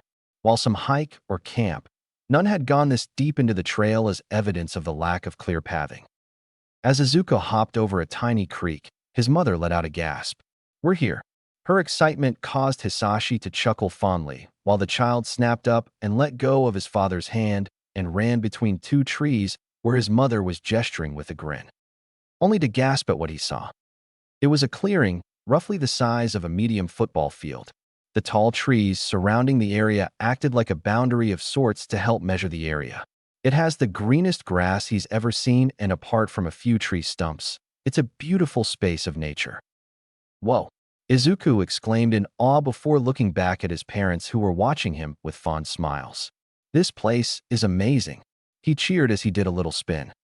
Inko giggled knowingly at how enthralled he was. I'm glad you like it. She and Hisashi approached and got to eye level with him. This is where my father brought me to train my quirk when I was your age. She gestured to the space. No buildings to cause unnecessary damage or people to freak out. She stood tall. And the best part is, you'll need instinct to find this place, making it perfect for privacy. Just don't cause a fire. Hisashi jokingly cut in, earning an embarrassed blush from his wife and a light smack to the arm. Wow, Izuku marveled at the place again before taking a seat on the grass. The air is so clean here. He took a deep breath and exhaled with a smile while removing his bag. Did Grandpa have the same quirk as you? He questioned while slightly distracted by a butterfly flying near him. At that, Inko looked unsure and looked to Hisashi, who nodded with an encouraging look and held her hand as he took a seat in front of the boy. Yes, he did. She took a seat next to her husband. My mother was quirkless, she added. Izuku nodded in understanding before lying on the grass in contentment. Did Grandpa and Grandma work from home like you? Sadly, his grandparents had passed away on both parents' side before he was born due to health complications, from what he was told. Inko hesitated, but a gentle squeeze of her hand gave her courage. No, my mother was a nurse. He hummed in acknowledgement, tempted to doze off. My father, on the other hand, she bit her lip before sighing, was a former villain. And just like that, all traces of sleep and calm left Izuku as his eyes widened before he sat up with a jolt. Hey, Grandpa was a villain. But to his shock, Inko nodded but raised a hand before he could ask. I know you have questions, but let me explain first, okay? She said with a tone that left no room for argument and the most serious face he'd ever seen from her. A glance at his father showed that he had the same face, urging him to nod and be patient. Seeing this, Inko gave him an appreciative look before taking a deep breath. You see, Izuku, while Hisashi's family lived normal lives, the Midoriya family was once well known throughout the country and the world. He gave her a curious look. From what I've been told by my father, our family has left its mark through generations as heroes. She paused. And villains with our kaiju quirk. Izuku gaped at her, but she willed herself to continue. It sounded ridiculous, but when I did my research, it was true. She sighed as she remembered those days. Buried in decades of information, there's proof of our family members making names for themselves. She looked up to the clear sky, people known for their honor and benevolence. She closed her eyes, as well as infamy and malice. Hisashi noted her growing emotional fatigue and pulled her close. But it wasn't always that simple. She kissed his cheek as thanks. While there had been those who wanted to be heroes to simply help people or villains to benefit themselves, she took a breath. There were those who became heroes when they came to their senses from being villains or becoming villains through circumstances. She frowned in sadness. Izuku looked down in thought before looking up at her. Is that what happened to Grandpa? While he never met his grandparents, they're still family. Inko somberly nodded. Yes, she sighed. My mother died when I was very young, so my father had to work multiple jobs to provide for us. Her eyes began to mist. But he couldn't do it forever, and when he got sick, we were behind on funds. She closed her eyes as images of her fatigued father coming home late at night flashed in her mind. And I was still too young to help, so he kept at it the best he could until he lost one of his jobs for being late too many times. Izuku gasped in horror. And it was a big one too, so we were even more behind on funds. She added quietly. He tried to earn raises from the jobs he already had, but it was taking too long and I got sick. She sounded ashamed of the fact, despite having no control over it. Medicine was already expensive and our needs didn't make things better. Inko shook her head. He did what he could, but desperation was getting the better of him. So, he became a villain in secret and robbed banks, but never hurt anybody while doing it. She chuckled humorlessly despite the circumstances. And since I never saw what his quirk was as a kid, it was easy for him to hide his villain life from me. She giggled before sighing. It was a short-lived crime spree, though. It didn't take long for him to be stopped by a powerful hero. Her face scrunched in concentration before shrugging. I can't remember his name, but he had a quirk that made him too fast for my father. But rather than taking him to jail, they took him in for questioning instead. She smiled a little. As it turned out, they had been studying his crimes and noted that he had never purposely hurt anybody, only scaring civilians and running away from heroes. After telling his side of the story, the hero vouched for him during the trial and vowed that he would become a better man if given the chance. Izuku was awed by the hero. It was an uphill battle, but after volunteering to be his parole officer, they gave my father the chance. She took a breath. To make a long story short, my father didn't waste the chance. With the help of the hero, he was able to find a more stable job so that he wouldn't need to work multiple ones. And because of that, he was able to come home early with more time to rest. She smiled at the memory and wished she had properly thanked the hero, but couldn't due to circumstances at the time. While very glad that the study had a happy ending, Izuku concluded, "Is that why you looked nervous last night?" Her mother was shocked that he had caught that. That I might hate my family because some of them are villains? But to his confusion, Inko shook her head. It's one reason, but not the main one. The child furrowed his brow. What other reason could there be? Tell me, when you watch hero videos or study their quirks, did our family name pop up during your research? She patiently asked, though it looked like she knew the answer.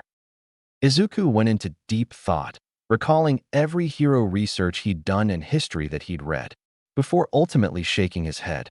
No, I haven't. He shrugged. Not even a quirk similar to ours. For some reason, he didn't like that. His feelings of discomfort grew when his parents didn't look the least bit surprised, but saddened just the same. I knew they were short, but Hisashi muttered with a shake of his head. Short? The boy tilted his head, his unease growing.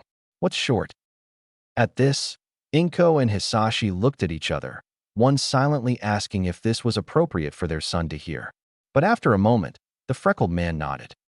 Inko returned the nod with a sigh before looking at Izuku with a frown. Izuku. She paused.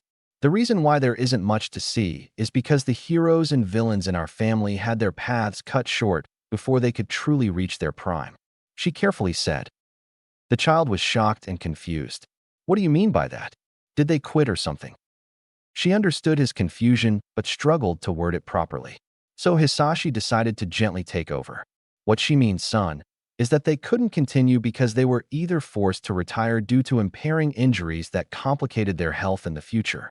He closed his eyes with a sigh. Or killed before they could reach their peak. He pulled Inko close when it looked like she was about to break. Meanwhile, the words and implications gripped Izuku's heart. No wonder he wouldn't have been able to find anything. With each generation, more quirks, heroes, and villains emerge, each leaving a mark or influencing the world around it. With so many new developments each day, month, or year, it would be impossible to record, preserve, or report everything, unless you had a specific quirk for that. If you didn't have much of a reputation to begin with or left a big enough mark, you'll be forgotten in an ocean of news, development, and information. That's why my father never became a hero. Inko continued after recomposing herself and seeing that Izuku understood the situation.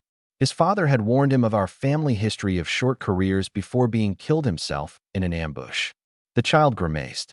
He didn't want to risk leaving me, so he took up minor villainy, thinking that he'd be spared, which worked, especially when the hero helped him. She let out a wistful sigh. When my quirk emerged, he gave me the same warning and trained me to defend myself so that I'd be free to make my choice. She smiled fondly at the memory. When I didn't become a hero or villain, my father was able to relax and was the only retired member to die in peace with no complications from forced retirement. She then sighed. Now you know the truth. I suggest you take this chance to think about your future. She calmly suggested. It doesn't have to be a rush, Izuku. Hisashi cut in, noting how overwhelmed the child looked. Take as much time as you need, we'll be here. And with that, the parents turned their backs to him, giving him the chance to process everything while Hisashi focused on comforting Inko. Izuku stared at them before lying down to think. He knew the world of heroics was never an easy one. It was a path guaranteed to have danger in almost every corner. And if he didn't have the right instincts or skill, he'd be beaten before he realized it. Or worse. Not only that, the reveal of his family history of villainy with some members brought him a new perspective he didn't consider. The world is a big place. There's no way anyone could control everything. And one decision could change the entire course of your life. The world isn't simply black and white. He knew this in a way. Life wasn't a straight line. There were more layers to it. And if he chose to back out and let Toga and Bakugo become heroes, he'd be stuck on the sidelines while they did all the work. Something that wouldn't sit right with him. With this, Izuku took a breath and sat up. Our family had heroes and villains. His words caused his parents to look at him. Something that shocks me, but not something that I'll be ashamed of. His parents turned to face him, intrigued. Not all of them chose to be villains for selfish reasons. He acknowledged. Something that I will respect and find more examples of in our history. His mother smiled a little at his words. I'll even learn from the selfish ones, but not use their skills for evil. He shrugged. Skills aren't inherently evil. It's how you use them that decides that. Being a hero is scary, he admitted, but steeled himself. But just because it's a scary thing doesn't mean I'll give up. He looked up to his parents with a courageous look. I'm sorry if it's not what you want to hear, Mom, but I can't let innocent people get hurt. Izuku then looked down when their expressions remained neutral. I know I could get hurt. He'd seen his fair share of heroes being injured on YouTube. But if it means saving a life, he clenched his fists. I'll take that risk, he said with conviction, but didn't look at them, expecting to be scolded. A tense silence followed, and he was beginning to think that they became incredibly angry for his reckless attitude. And just when he was about to say something, he felt a hand on his head. Izuku, look at us. Despite how calm his father sounded, the child braced himself before looking up, only to be shocked to see them looking proud of him. We had a feeling you'd say that, and even understood if you would have backed out. His mother nodded in agreement despite her tears. We already knew of your drive to be a hero. Inko sniffed. I'm scared of the thought of you getting hurt, but what kind of parents would we be if we denied our child's dreams? She wiped her tears with a wobbly smile. Izuku was about to speak, but Hisashi beat him to it. There's no denying your passion for it. He chuckled. Even when you were younger, your eyes would shine with wonder at the sight of heroes. He then raised a knowing eyebrow. And if memory serves, you even have sketches of heroes in a notebook. At the mention of his hobby, the child turned sheepish, much to their amusement. A part of me wishes you'd reconsider, but that would be too selfish. Inko sighed before looking serious. But Izuku, the path will be difficult and full of responsibilities. Izuku returned the look. I know. He glanced at his hand. I learned that the hard way yesterday. Images of his friends crying out to him to return to his senses, as well as his blood-stained claws, came to mind. It's my power, as well as something that represents every one of us. He clenched his fist and looked up at them in determination, making it my responsibility to be better with it. That's the spirit, Hisashi remarked and pulled the child into a hug. Just don't let the weight get to you. You'll get old too fast if you do. He ruffled his hair, eliciting laughter from the child. Inko nodded and joined the embrace. He's right, Izuku. Don't let our family name cloud your judgment. She kissed his cheek. Always keep in mind the main reasons you want to be a hero, she advised in a sagely tone. To help people and protect the ones precious to me. His blunt and immediate response sent a surge of parental pride through them. That's right, Inko agreed before an idea came to her. So with that said, an excited glint appeared in her eye as she smirked. Want to start practicing? Hisashi was taken aback by her sudden excitement, while Izuku gasped in delight. Yeah, he looked up to his father. How about you, Dad? After recovering from his shock, Hisashi was swept away by their enthusiasm. I'll spar with you after Inko teaches you the basics. He laughed when his son let out a cheer before hopping off his lap. Don't rush things, Izuku. Take your time, he advised as he watched the two of them move to the center. Looks like we found a family activity. His gaze shifted to Inko, finding her excitement attractive. Not that I'm complaining. As they stood a good distance from each other, Inko began. Ready? Her eyes sharpened. Izuku nodded and closed his eyes, focusing on his quirk before snapping his eyes open with sharpened eyes as well. Ready, he replied with a sharp grin. Then, in a flash, Inko was replaced by a female version of the same beast form Izuku had been, only larger due to her age and sporting a few details that showed her femininity, which were more feminine eyes and smaller horns. Let's get started. She stood tall and emitted a slightly higher-pitched roar. Hisashi whistled. Looking good, Inko, he happily hollered with no shame as he leaned back. The commotion caused a blush to erupt on Inko's face as her tail pounded the ground. Hisashi, she let out an embarrassed rumble and looked away. Izuku snickered at their antics before transforming into his beast form with a triumphant roar as his tail swung side to side. Inko eyed his form before nodding in approval. Excellent, your starter form is Gamora. She brought a clawed finger under her chin. It'll be easier to begin with a form I'm familiar with, she hummed. The young beast cheered before catching on to her words. Wait, starter? His eyes widened. You mean I can transform into more than one? He could hardly believe his ears. Yes. Despite being confirmed, Izuku was still in disbelief. Not only does our quirk give us the ability to turn into a kaiju, but one that had been used by past users of the quirk. She smiled, showing her teeth. And thanks to generations of the quirk passing on, you'll have quite the choice of monsters to turn into. So, if you become a new kaiju, it would simply be added to the next generation. The boy looked at himself in awe. Of course, there were those in the family who had their preferred transformations, and since the quirk was still fairly young, there weren't many options for them to use at the time. She thumped her front armor. For instance, while I can turn into other kaiju, I prefer to turn into Gamora by default in honor of my father. Izuku nodded in understanding before her expression became serious. But keep in mind, just because you can transform into different forms doesn't automatically mean that you're a master of it. It'll take training and a lot of practice to remember each form's skills and weaknesses. She gestured to the area. And that's where this place comes in handy if you don't have an alternative. It's where some of our family members on the heroic side go to train. The young beast user nodded and became serious too. I understand. He looked up with a thoughtful look. That just means I'll have to study our family history, rediscover different forms, and learn from there. He concluded before looking at her with a daring grin. And maybe, I can even do more with the quirk. He idly made mental plans to research later. Inko looked pleased by his enthusiasm to learn. Precisely. She then looked thoughtful. Though I don't exactly know how you can push the quirk beyond its boundaries. She then shrugged with a sad smile. But then again, nobody was around long enough to try. The young beast user's mood dropped a bit as he nodded in understanding before looking up in conviction. Then I'll be the first and learn whatever transformation I can to honor them, including the villains in our family. He stood taller with an aura of determination. And when I become a pro, I'll spread the word of our family's deeds and sacrifices. He narrowed his eyes.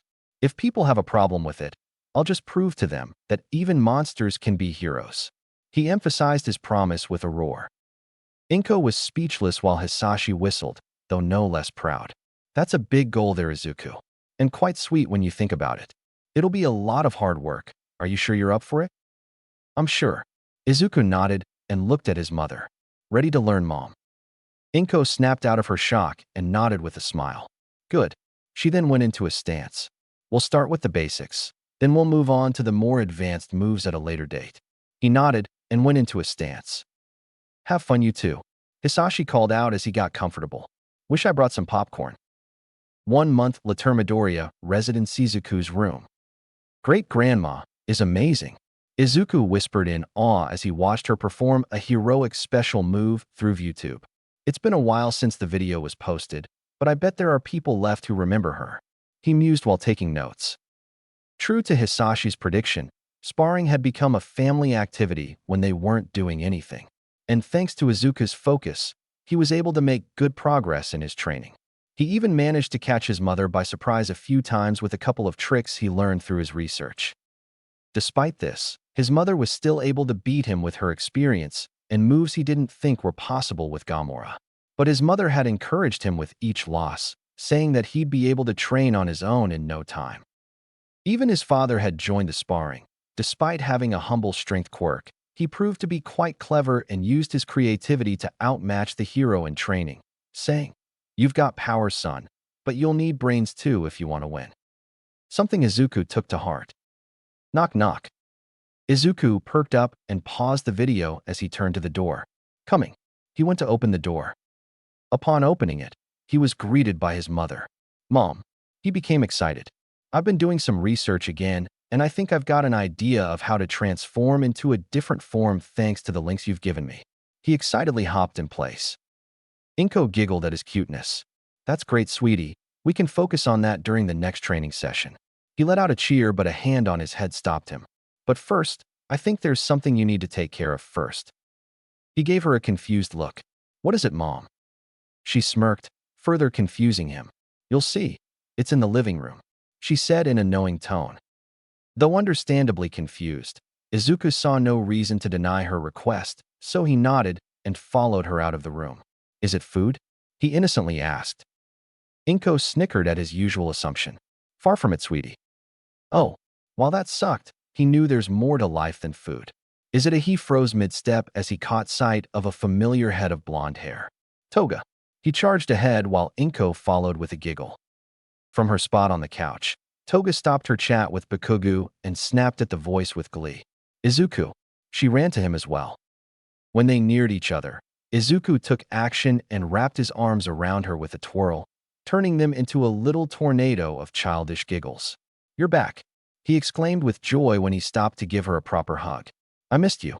The duo was oblivious to the mothers taking pictures and videos of the moment with quiet coos. I missed you too. She tightened the embrace before they let go of each other with grins. Bakugo huffed as he approached them. You weren't that excited when you saw me again. Behind him, Mitsuki snorted. At that, Toga became embarrassed while Izuku looked confused. Sorry, she muttered while staring at her shoes, causing Mana to giggle. Whatever. Bakugo waved a hand. Now tell him the good news so we can hang out. He ignored his mother telling him to have more tact. News. Izuku looked between them, looking lost. What news? Toga's embarrassment instantly vanished and turned to him with a big smile. We're neighbors now. She cheered with a bounce while he was taken aback. That's right. Mena chimed in. After we went our separate ways. She turned and touched her husband's cheek with a loving look. This wonderful man saw a flyer on the bulletin board downstairs, saying that the room next to this one is available. Hideo returned the smile and held the hand on her cheek to kiss. After leaving, I couldn't stand seeing my daughter heartbroken. He lowered her hand on his cheek to hold and looked at Izuku with a smile. I knew she would have recovered eventually, but with the opportunity there, how could I pass it up? His smile widened as he could practically feel the happiness of his daughter. And from what I can tell, it seems like I made the right choice. Mana sighed and placed a hand on her cheek. You should have seen her after we told her. Toga tensed when Izuku looked intrigued. I swear she could power a whole city with how happy she was. She exclaimed with a fond and slightly mischievous look. Whoa! Izuku exclaimed in awe before turning to Toga, who had gone redder. Did you miss me that much?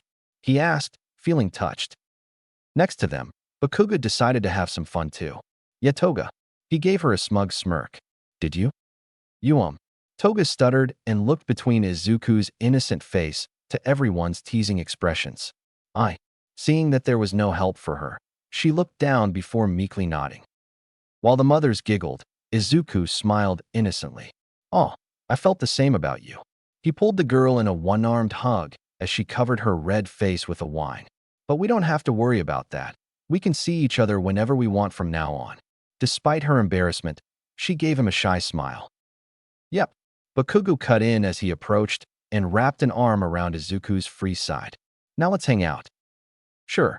Izuku began moving when they separated before stopping and looking at Inko when something occurred to him. Is it okay to tell them of our history? He honestly didn't know if it was okay to spread the word right away. While Toga's parents looked confused, the others remained silent as Inko thought about it before nodding. Bakugo's long since earned our family's trust, and most importantly, yours. The blonde boy was glad, even though he had no idea what they were talking about. Toga, on the other hand, the girl tensed from her stare. Seems like a nice person. She gave her a motherly smile. While the girl let out a sigh of relief, Inko gave her son a serious look. But keep in mind, Izuku, you should be careful how much you reveal and who you do it to. She felt Hisashi hold her hand. Secrets exist for a reason, especially when they can fall into the wrong hands. Her warning was responded to with a serious nod from her son before guiding his confused friends to his room. Inko watched them go with a smile before turning to Toga's parents, who looked lost and decided to be honest with them. I'll explain it over tea. The parents nodded and got comfortable as the others took their positions. At least the circle of friends will grow, she mused. Midoriya, resident Shizuku's room. You've got villains in the family. Bakugo muttered as he stared at the ceiling while lying on Izuku's bed before sitting up with a grin. A little freaky, but sounds rad, to be honest. It would certainly make the family tree and history interesting. Toga hummed in agreement as she watched Izuku research with intrigue. I'm just glad that not all of them are bad. She rubbed her arm with a look of uncertainty. A part of me still doesn't believe it because all of you are so nice. Her remark got an amused chuckle from the boy. But thanks for trusting me with this, she added with a sweet smile. Same. Bakugo seconded while approaching the duo and watched with them another video of a Midoriya using their Kaiju power to save people. Your trust means a lot. He thumped his chest. And you don't have to worry about me spreading anything. I'll leave that stuff to you. Toga nodded in agreement and crossed her heart for emphasis. After pausing the video, Izuku looked at them, touched by their kindness. You guys. He pulled them both into an earnest hug. You two are the best. Toga felt her face heat up, but shyly returned the embrace with a small smile. Bakugo, on the other hand, rolled his eyes with a smile and patted his head. Yeah. Now quit it. You'll make me soft. He scolded with no real heat and did not attempt to free himself. Izuku gave him a casual look. But Kaken, he poked the blonde's side. You're already soft. Toga giggled behind her hand from the blunt remark. In an instant, red erupted from Bakugo's face as he pushed the duo away with an indignant look. Stop that. He refused to acknowledge the fact that it tickled. Just you two wait. He pushed his chest out and pointed a thumb to himself. When I get older, I'll get tough muscles like All Might. Me too. Izuku chirped before looking at Toga. Do you want to get muscles too? The blonde thought about it before shrugging. Maybe a little, but not bulky like All Might. She cringed a little at her imagination. I don't think I'd be able to fit in cute clothes. Frankly, the boys didn't get it, but they respected her opinion nonetheless. Bakugo then remembered something. Oh yeah, I heard from Mom that you've been training your quirk with your parents. His friend hummed and nodded. I've been practicing too at a nice place Mom found where kids can practice a little. He then crossed his arms with a pout. But Mom says not to practice together until we get older. He looked to Toga. How about you? At this, the fanged girl looked sheepish. Mom and Dad helped me practice with my quirk when they gave me a bit of their blood, but it's mostly learning how to use it and physical training. She stood while stretching. Watch this. She made sure there was space behind her before doing a backflip. Tada! She cheered with a toothy grin. Whoa! Izuku was starstruck as well as Bakugo. That was amazing. He clapped, causing the girl to giggle and look away with a blush. If you keep at it, you'll be hard to hit. His eyes then sparkled as ideas came to him. You can hit villains and run away, or maybe dodge them long enough to tire them out before attacking. Plus, there's your quirk in the mix giving you more. At this point, he muttered so quietly and fast that it wasn't possible to discern what he was saying, but the ideas were still there. While this happened, Bakugo sighed while Toga looked stunned at his intense focus. Oi! He flicked him on the head, drawing a yelp out of the boy. You're doing it again. He grumbled. Sorry. Izuku rubbed the back of his head with a blush and looked at Toga. Sorry if it bothers you. I just really like heroes and quirks. It wouldn't be the first time someone had been weirded out or creeped out by his muttering. Thankfully, Bakugo thought it was cool while his parents encouraged it, saying that it would help his mind grow. But to his surprise, Toga waved her hands and shook her head. Tu didn't mind. Upon seeing his expression, she looked down.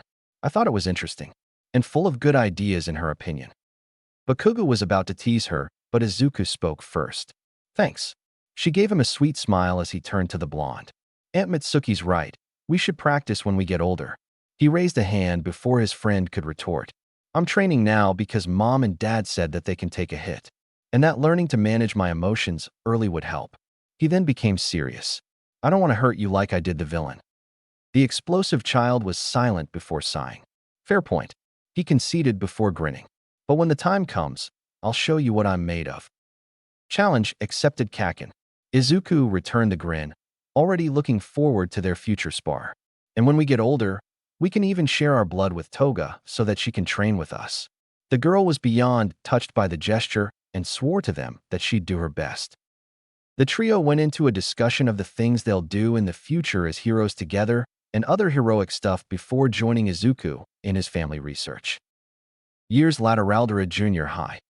Since the trio had reunited, the three families had grown close over the years, to the point where it would be considered strange when the trio wouldn't be complete when hanging out. And as expected, when they got to the right age, the three had trained together in the place Mitsuki had recommended. The only reason that they didn't train in the hidden forest area was because Izuku didn't feel the need to share it with them.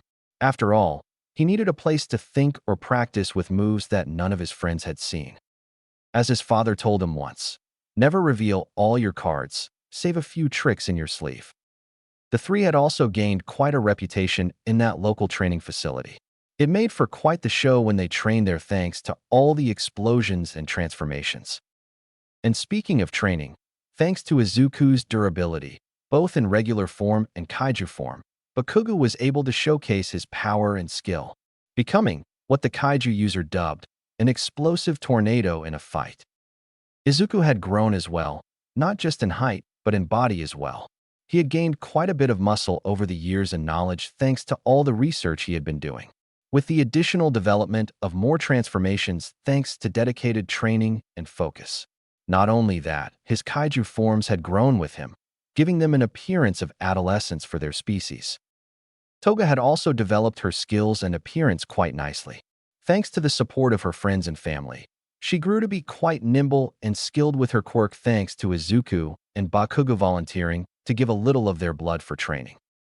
But of course, they soon discovered that her transformations had glaring weaknesses. While it allowed her to be the perfect copy of the person she consumed blood from, including tiny details, the same could not be said for the quirks she copies. For instance, while she can make explosions with Bakugo's form, she lacked the durability necessary for prolonged use like the original user. Not only that, she didn't obtain his skills, forcing her to learn by herself. In Izuku's case, she could only transform into one kaiju form that she selected. While a considerable drawback, it was still very useful for overpowering foes or forcing them to split their focus. And with Izuku and Inko helping her, she'd be able to learn the capabilities and limits of the forms, including new ones that Izuku might obtain. And because they had grown close, it made sense for them to attend the same school. And just like the training facility, they had made a reputation for themselves, mainly as people who didn't take kindly to bullying and for making life generally interesting in the school. Not only that, thanks to their reputation, the bullies of the school were scared off or reported thanks to the bravery the three inspired. He was then brought out of his musings when he heard the teacher speak. "Why am I not surprised that the three of you are going to UA?" he exclaimed in exasperated amusement while the students chuckled. Bakugo scoffed. It shouldn't be a surprise in the first place. He leaned back in his seat with his arms crossed. "We're a team after all," gruffly added. "Kakin, don't be mean," Toga chirped with a playfully admonishing tone. While cringing at the use of his childhood nickname, he directed a scowl at the girl. "I'm not being mean, just factual." He then narrowed his eyes. "And I thought I told you and Izuku to quit calling me that."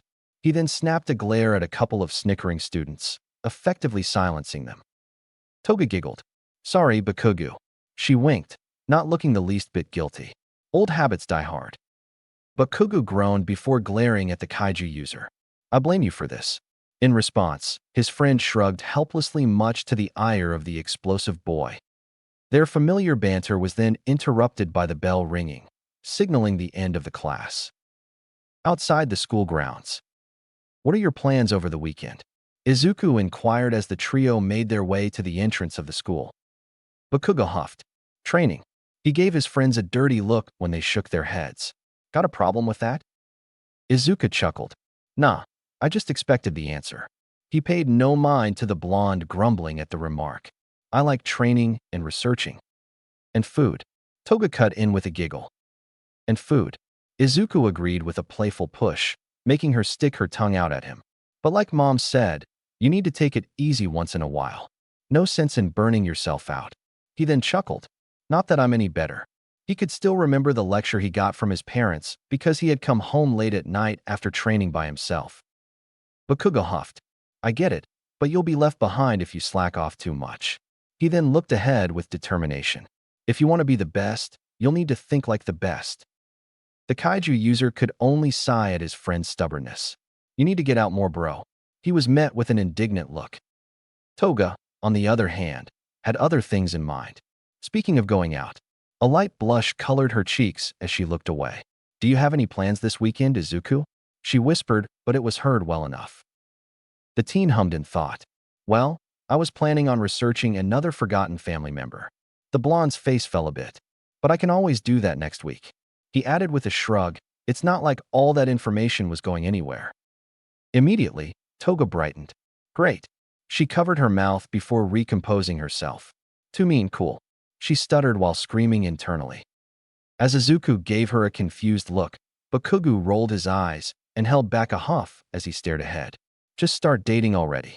While a part of him wanted to just blurt it out and push them together, he didn't want to risk ruining their friendship.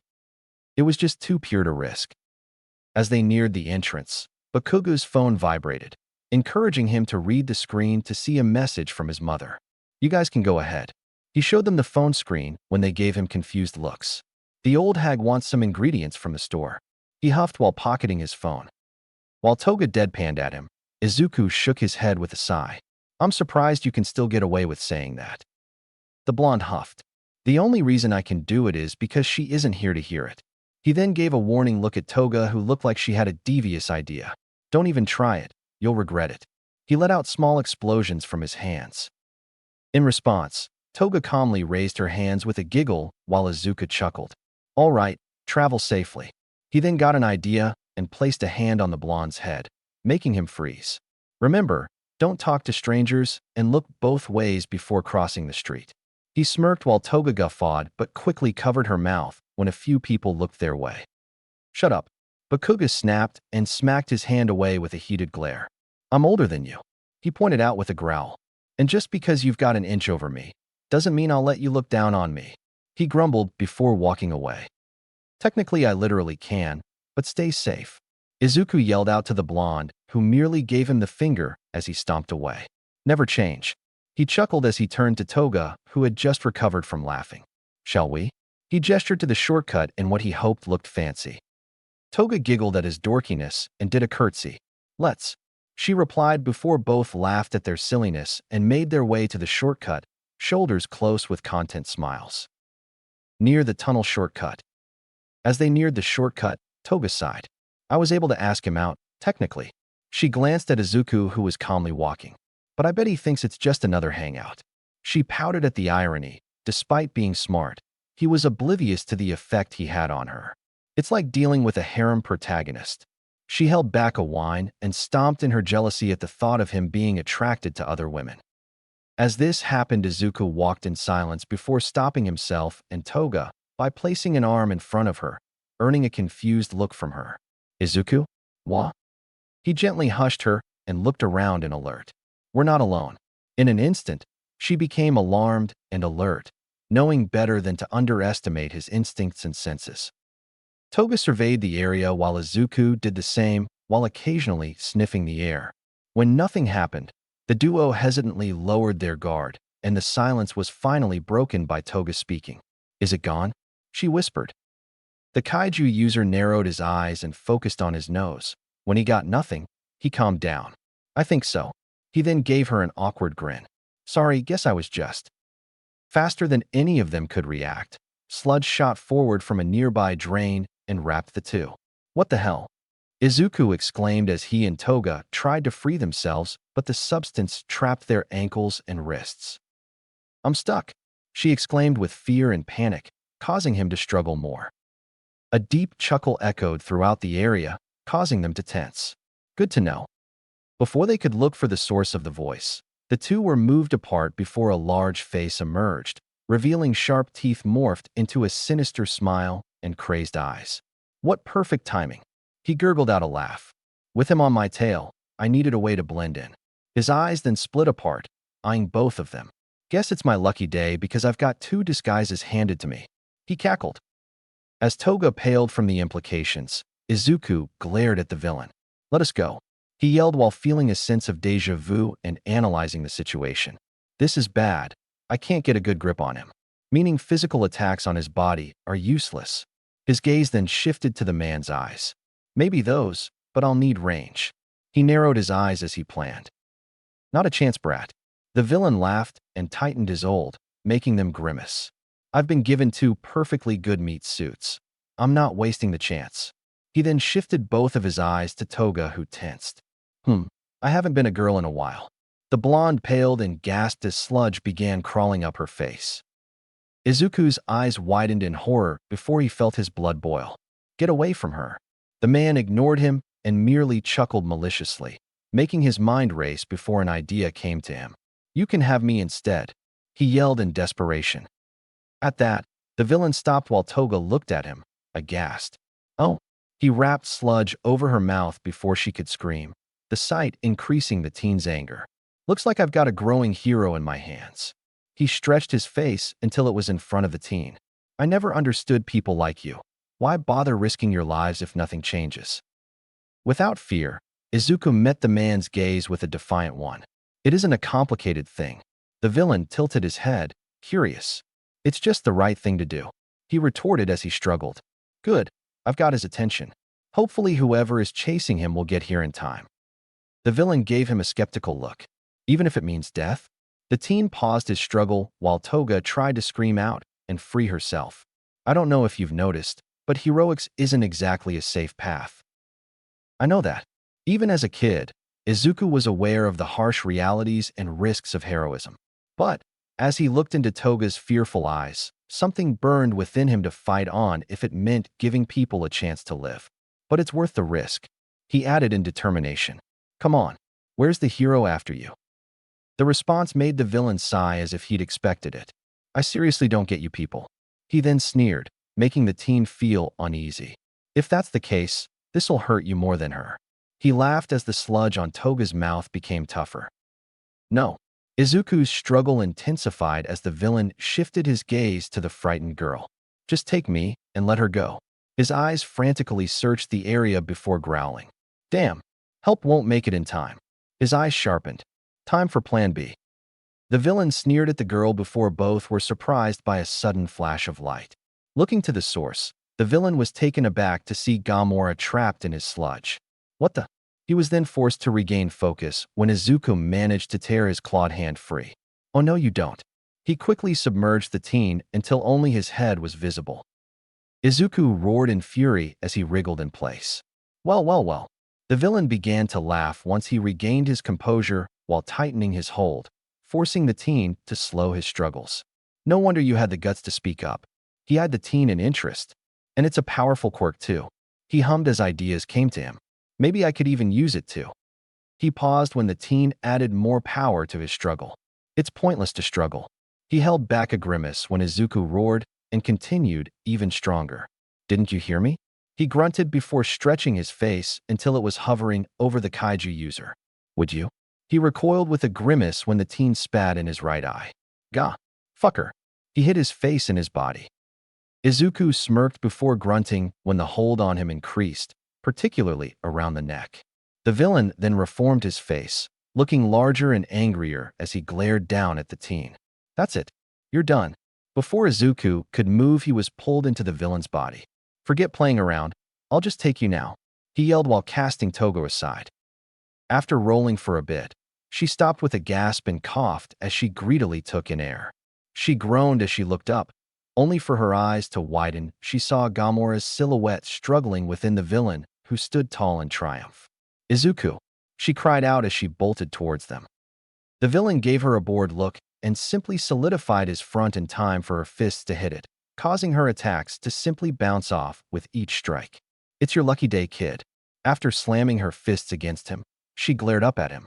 I've found a more useful disguise than you, so you best be going now. He cackled as she screamed in rage and continued futilely hitting him. Seeing this, the villain's amusement quickly died down as he scowled and prepared to backhand her with a large sludge hand while she blindly continued. I said. An emerald glow within his form interrupted him and stopped Toga in shock. Huh. He looked down in confusion as the blonde's expression scrunched up when the light within the villain began to grow. What's happening? And why was it suddenly getting warm? Toga narrowed her eyes before they widened when she realized what was happening and bolted.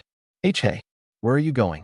The man questioned in mild panic before it dawned on him when the heat within him grew as his form began to tremble.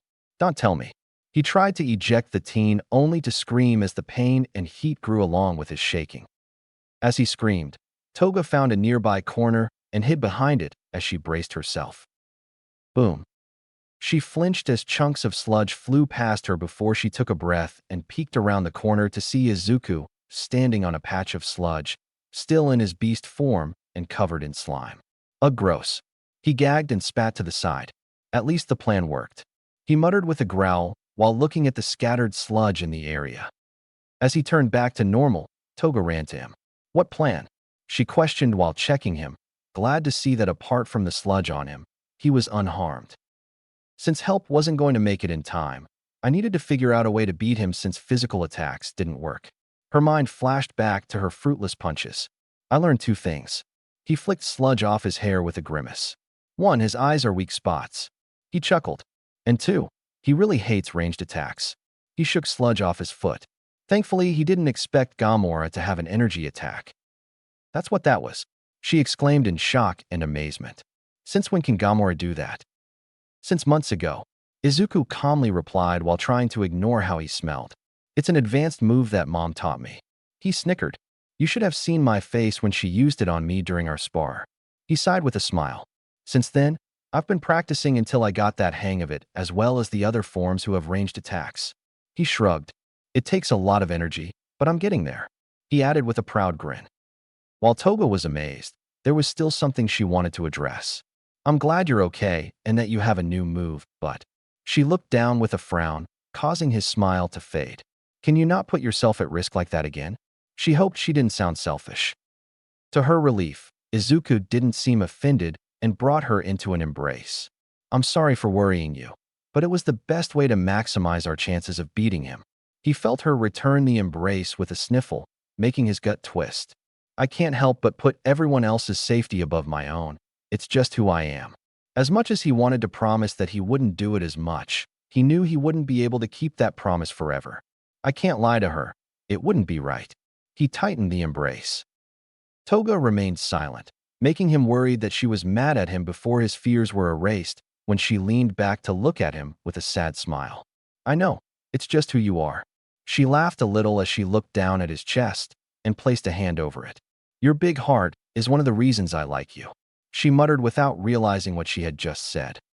Izuku smiled and placed a hand on her head, making her look at him. Don't sell yourself short, Toga. You're plenty selfless too. He flashed her an honest smile. I like that about you too. The blonde felt her heart hammer and didn't know how to respond, so she looked down with a shy smile and nodded. Thank you for saving me. Anytime, Toga. He patted her head. I know you and Kakin would do the same if the positions were reversed. She hummed in agreement. The two then separated, allowing Toga to register her appearance with a pout. I'm slimy. She grimaced at how chilly she felt now. Sorry. Izuku awkwardly chuckled as he rubbed the back of his head before looking around with a frown. The guy is pretty strong, so I doubt my attack killed him. His point caused her to become serious too, which means he'll wake up after a while, so we'll need to be ready and give the hero time to arrive. He rubbed his chin as Toga looked around for anything to use. Question is, how can we? Rumble. With a jolt, the teen snapped in attention and eyed a manhole lid that was shaking. More villains? Toga questioned as she and Izuku went into a fighting stance. When the lid was blasted off, they braced themselves, only to gawk when the perpetrator was none other than the symbol of peace. All Might. They exclaimed simultaneously as he easily climbed out of the hole despite his size. The hero looked around in surprise until he caught sight of the teens. My apologies for the disturbance, but what happened here? The sight of the man was enough to stun Izuku in place, so Toga meekly took over. Well, a villain made of sludge attacked us. The hero's eyes widened in alarm, so she composed herself and gestured to her friend. He managed to grab us, but Izuku was able to come up with a plan to beat him. Upon hearing this, All Might looked to him in intrigue. Is this true, young man? To be able to defeat a powerful and elusive villain at such a young age was truly impressive. Snapping out of his stupor, Izuku composed himself. Why yeah. He cleared his throat. When I realized that physical attacks didn't work on him, I had to allow myself to be covered by the villain before releasing my ranged attack. He then looked sheepish. Of course, I didn't think about the mess afterwards. Thankfully, All Might was more amused and impressed as he guffawed. I know the feeling well, young man. He looked down at them with his signature smile. Heroes with powerful quirks tend to get careless, especially when our foes are either fast or strong enough to take more hits. He then glanced around the area until his eyes landed on a plastic bottle. Speaking off, he trailed off before turning into a blur around the area until he returned to his original spot with a plastic bottle filled with sludge. There we go. He made a show of sealing the lid tight. The pair had their jaws dropped and blinked as All Might continued. Now then, I would like to apologize. He looked at the bottle with narrowed eyes. I underestimated his reputation for being elusive, and because of that, he managed to lose me in a series of tunnels below. He then looked at the two with guilt. I hope he didn't harm either of you. While still reeling from the fact that the number one hero was feeling guilty for them, Izuku responded. It was a little scary, especially when it looked like he was about to possess Toga. The girl shivered and subconsciously held his hand. But it all worked out in the end, and despite being a massive hero, you're still human. He gave the hero an encouraging smile. Like Mom said once, you could have all the power in the world, but unless you're the creator of life itself, you can't be there 100% of the time. Toga nodded in agreement and smiled at the hero. All Might looked stunned before composing himself as he took in his words. Very true, young Izuku. The teen made a valiant effort not to look happy from his name being said by the hero. As much as I want to be there for everyone, even I have limits. At that, his eyes widened for a moment before he added, it should be safe from here. You and young Toga should be able to travel home. But in case there's trouble, keep your distance. He then pocketed the bottle. I'll take him to the authorities in the meantime. The two nodded. We will All Might. Izuku responded as Toga hastily let go of his hand with a blush upon realizing what she had done. And I just want to let you know that everyone appreciates everything that you've done for everyone. Toga hummed and rubbed her arm with embarrassment. You're not there for everyone all the time, but your actions and presence are enough. She looked up at him with a kind smile. Even if you don't think so, people will see you as a hero no matter what. She had seen her fair share of people being inspired by All Might thanks to her friendship with Izuku. All Might remained silent before nodding to them with a genuine smile. Thank you. Your words mean a lot. He was about to jump away before pausing as he stared at Izuku. Seeing this, the two teens became confused. Is something wrong, All Might? Toga looked at her friend, thinking that he still had sludge on him. All Might then snapped out of it and waved a hand. Sorry about that, just lost in thought. He then crouched. Remember, stay safe. He then jumped away with a triumphant laugh. The two watched him go in awe. He's so cool, Izuku exclaimed with a grin that threatened to split his face. Toga happily nodded in agreement. But Kugu's going to be super jealous when we tell him. She could already imagine the explosive tantrum, making her snicker. Izuku chuckled, thinking along the same lines. I bet. He then frowned and looked in the direction where the hero jumped. But what do you think was that about? Before he left, the blood user hummed before shrugging. I'm not sure, to be honest. She patted his shoulder. He's a pretty busy guy, so maybe he was thinking about something hero-related. She offered, though she was just as lost as him. Izuku considered her point before deciding to go with that. Makes sense. He nodded before the pair made their way home. But as they left the area, both failed to notice a small blob of sludge slipping into a nearby drain. Later. I'm such an idiot. Izuku groaned while rubbing the bridge of his nose while Toga did her best to reassure him. The duo had left the scene in high spirits, both talking about how funny Bakugu's reaction would be once they told him that they encountered All Might. But as quickly as it came, the mood changed. Now the reason for the sudden shift in mood is quite simple, really. He had forgotten to ask for All Might's autograph. It's not your fault, Izuku. Toga reassured him. Anyone would have made the same mistake when they meet their childhood heroes. She knew for a fact she'd be nervous or quite shy if she ever met Vlad King or Midnight. You can even ask him for it if you ever see him again. No sense in repeating a mistake. She encouraged. He considered her point before pulling himself together. I guess. He conceded before smiling at her. Thanks, Toga, and sorry for ruining the mood. She's right. He could always ask him again if they crossed paths again. As unlikely as that may seem. She gave him a sweet smile and was about to speak when both felt the area rumble along with the sound of an explosion. Yeah? Toga exclaimed in shock before frantically looking around when the area settled. What was that? Why was everything so surprising today? After steadying himself, Izuku surveyed the area before his nose twitched. He followed the scent and caught sight of a large pillar of smoke. There. Toga followed his gaze and gasped at the sight. Let's go? He took a step forward but was stopped when Toga held his arm. Wait. He gave her a confused look. Didn't All Might tell us to stay out of trouble? He did. He nodded before grinning at her. But since when do heroes ignore a crisis? He retorted knowingly. Toga looked down before returning a fanged grin at him. Let's do it. As they got close, they were shocked by the scene. Not only was there a large crowd, it looked like something out of a war zone. Buildings were ruined or on fire. Paramedics were treating civilians, and there were even heroes trying to save people trapped in the structures. Even the blue sky was blocked by thick black smoke from the destruction. It was chaos. What a mess. Izuku shouted over another explosion and looked to a building to see pro-hero Kamui Woods using his quirk to pull people out of their windows. There aren't enough heroes here to stop the fire. He pointed to another hero and brave firemen fighting the flames and saving lives. And it looks like MT Lady is too large to enter the area. He noted the giant woman looking frustrated from not being able to help. Toga nodded and winced from another explosion. Whatever the cause is up ahead. She pointed to the crowd. Let's check it out. She was met with a nod before the two began going through the crowd. When they got a good view of the cause, both immediately paled. Not only was it the same villain from before, but in his grasp was their childhood friend. Bibakugu.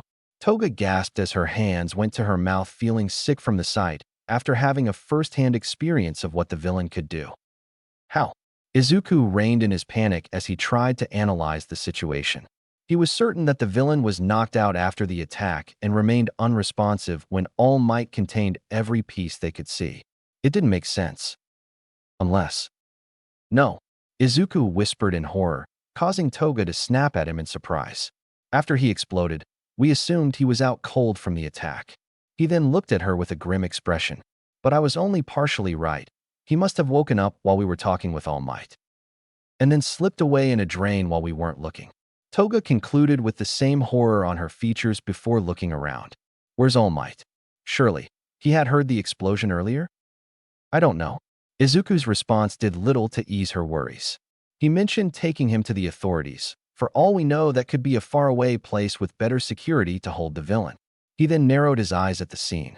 But even if he knows, his top speed might not be enough to get here on time.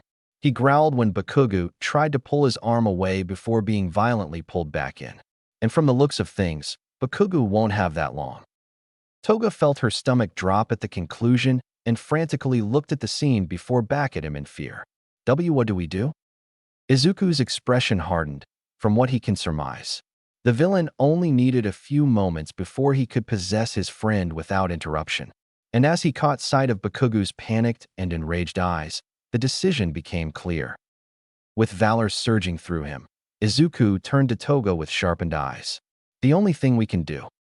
Toga was taken aback before her expression hardened with determination as she nodded in agreement. What's the plan? She leaned close. Izuku glanced at the villain again before looking at her. Follow me. She did just that, and as they left, both had been oblivious to a man watching them go with a horrified expression before looking at himself in frustration and guilt. The sludge villain was having the time of his life. Is this all you've got for me, weaklings? He attached tendrils to nearby debris and flung them at pro-hero Death Arms, who managed to break them with punches before they could reach the crowd. After making sure the crowd was safe, he glared at the villain. Stop going after the civilians, you coward. In response, the villain sneered. It's a valid strategy against people with a conscience. His retort enraged the heroes and spread fear amongst the civilians. Now come on, entertain me. He flung more debris with a laugh. Shit. The pro cursed and bolted to intercept the projectiles. We don't have the range for this. He leaped and smashed the projectiles with a huff before looking to the police. Get these people back. It's not safe. He then glanced at a news crew. And someone get the media away from here. Seeing the man struggle, the villain laughed. Now that's more like it. He enlarged his head and showed a crazed smile to the crowd. Struggle. Scream. Cry out for a hero. He cackled at the chaos he'd caused. Boom. With a sigh, he stretched his face and lowered it towards Bakugu, who had blown a chunk out of his body before it reformed. You're a pretty stubborn kid. I'll give you that. He exclaimed as he pulled the teen back in place and made sure to tighten the sludge on his mouth. But it'll take more than that to hurt me. He then glanced at the area in amusement. Besides, I think your quirk has been more useful to me than you. Bakuga knew this, and he absolutely hated it. Every time he got a chance to use a powerful explosion when the villain showed a vital part, he would be forced to release his explosion on a nearby building. He shifted his gaze to a building that had caught on fire from his earlier attempt to free himself. While beyond guilty, he was glad that the quick response from the heroes and firemen saved the people's lives. Bakuga growled as his palms crackled with rage. "Let me go?" He thrashed and let out more controlled explosions. But the display only served to amuse the villain. "Oh, eager to use your quirk again?" He brushed off the explosion to the face and reformed before aiming the teen's palm at Death Arms, causing both to tense. "Go ahead, let it out," he encouraged with malice as he bared his teeth at the pro. "Like hell I will." Bakuga's palms returned to normal as he stopped using his quirk. "I'm trapped, but I'm not letting you have your way again." He struggled to pull his arm away. Meanwhile, the villain sighed in disappointment. "You're no fun," he exclaimed before smiling maliciously. "Oh well, I guess it's time to take the wheel." The teen didn't like the sound of that. "But let's make it into a show while we're at it." He chuckled before facing the crowd. "Thank you all for coming to the show. On today's episode, I have a question to ask." He cackled as the crowd tensed while the pro gritted his teeth at the spectacle being made out of this. "If any of you answer correctly, I'll let the kid go." No one had to be a genius to figure out that he was lying based on his delivery. As everyone stared, the villain chortled. "Wow, tough crowd. But I don't care." He sneered as he moved the restrained teen until he was in view of the news crew. "Now the question, to everyone here and the folks at home." He made a show of lifting Bakugu's enraged face to the camera's view while the sludge villain's face was next to him in sadistic glee. "Apart from controlling sludge and being made of it, what else is known about my quirk?" he asked in a knowing tone. In an instant, Death Arm's eyes widened in horror. "No." He rushed with conviction as some of the people in the crowd who knew the answer expressed horror and disgust. "Release him." He roared in fury as the villain raised his right hand and enlarged it before swinging it at the hero. The hero was forced to stop and block the attack with his left arm and quickly smash it onto the ground with his right fist. But before he could continue, two sludge fists emerged from the large hand on the ground. "What?" The pro was then forced to block vicious jabs before swinging at the appendages, managing to destroy one, but was quickly replaced by another. So rather than destroying it, he decided to catch the attacks and held on tight. Only for that plan to fail when a third hand emerged and socked him in the face, forcing him to let go before the three hands merged into a large fist and punched the pro away. Death Arms grunted as he flew before he regained focus and grabbed the ground, digging into it, barely stopping himself from crashing into the frightened crowd. He then looked up with a pained grimace and a bleeding nose to see the villain making a shushing motion. "Quiet now, you'll spoil the surprise." He mocked as the teen let out another futile explosion. Death Arms spat to the side and prepared to charge again before he was forced to block for the crowd when the villain spat 3 hardened sludge balls. "Shit." He lowered his arms before staggering to one knee. "He's got range, and my quirk is useless against his body," he grimly concluded as he huffed. The villain guffawed before glancing at the terrified crowd. "Really? No one brave enough." He formed a cruel smile as he looked at the camera and the fearful news crew. "Well, if that's the case." The blonde tensed when the surrounding sludge forced him to be still, while the one on his mouth felt like it was about to enter. "This kid's blood will be on your..." "Its possession." Frowning at the interruption, the villain scowled in the direction of the voice, only for his mood to sour further when he saw that it was Izuku and Toga standing ready in front of the shocked crowd. "You again?" The villain felt his blood boil when he remembered the pain he felt earlier. "Get out of here. It isn't safe." Death Arm's shout made the two look at him. "This isn't the time to try and prove yourselves." He tried to stand, but the best he could do was shake from his efforts. Two stared at each other before looking at the man and shaking their heads. "Sorry, but no," Izuku answered and looked ahead as Death Arms was about to scold him. "And we aren't trying to prove anything. Plus, even if we agreed to stay back, it would take too long for help to arrive." The pro gritted his teeth but didn't disagree. "And from what we know and saw, your quirk does not affect him," Toga added as she focused on the shocked look on Bakuga's face. "Trust us, we have the right quirks to do damage." After hearing all their points, As well as seeing how serious and confident they are, Death Arms became conflicted. Even if that's the case, do you even know what you're getting yourselves into? At this, Izuku gave him a grin, taking the man aback. Yep. He then directed a daring grin at the fuming villain. You can chew us out later, but right now there's a life to be saved, he said with determination while Toga nodded. The villain then let out an angered laugh. To be blunt, I'm still pissed after what you did to me. His words stunned the pro and crowd while the teens remained firm. But at least you saved me the trouble of hunting you down, he gurgled in rage. I'm happy to please, Izuku dryly remarked before becoming serious. Haven't you done enough? He gestured around him. You've wrecked the area and pretty much traumatized most people today. His eyes hardened as he vaguely heard the sounds of children crying in the distance. If I were you, I'd let that guy go before someone like All Might. All Might, the villain repeated with a sneer. That idiot's probably halfway across Japan right now thinking he has me contained. The duo's expressions remained neutral as Bakugo looked alarmed. But we know better, don't we? He bared his teeth as he tightened his grip on the blonde, forcing him to emit a muffled grunt. A deep growl emanated from Izuku, making the villain pause and startling the crowd and the pro. I'm warning you. He and Toga walked ahead, purposefully drawing the villain's focus on them and not on the crowd who was urging them to come back. If you don't let him go, things will get ugly, he warned while subtly giving Bakugo a reassuring look. The latter calmed somewhat, but is still understandably worried for his friends. Unfortunately, the villain let out a mocking laugh in response. It's already been ugly from the start, brat. He bared his teeth with malice. And it's about to get uglier. He made a show of caressing the blonde's cheek, making the teen flinch back in anger. The display made Izuku clench his jaw, but he kept his composure while Toga remained neutral despite her disgust. Is there nothing to convince you to stop? He tried again. But to his chagrin, the villain gave him a mocking look. What do you think, brat? He raised both of his sludge hands and enlarged them, causing Death Arms to grimace while the civilians were frightened. But Izuku looked disappointed and sighed. Well, if that's the case. He quickly raised his left arm in front of Toga, who bared her teeth. Use Gooden. Without hesitation, she bit into his arm, shocking everyone including the villain while he merely hardened his expression as his eyes sharpened.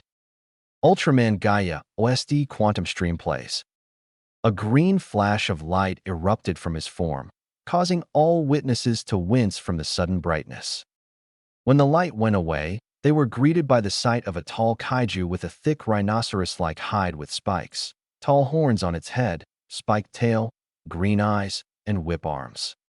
After wiping her mouth, Toga followed his lead as a gray slime began covering her before dispersing, revealing Izuku. A golden light then emerged from her form and revealed a female Gooden. This one with shorter horns, a longer spiked tail, and yellow eyes. The sight was enough to stun everyone, having never seen anything like it. Both beasts roared in sync and whipped their arms on the ground. Grab him! Izuku roared as his eyes flashed before shooting out green lasers. The villain was so stunned that he didn't have time to react before his right eye was destroyed by the shot. Oh, fuck! He bellowed in pain and buried his face within himself, losing his hold on Bakugo. The latter used the chance to tear his arms free and his mouth to breathe. Seeing this, the duo swung their arms before extending them towards him, wrapping them around his wrists.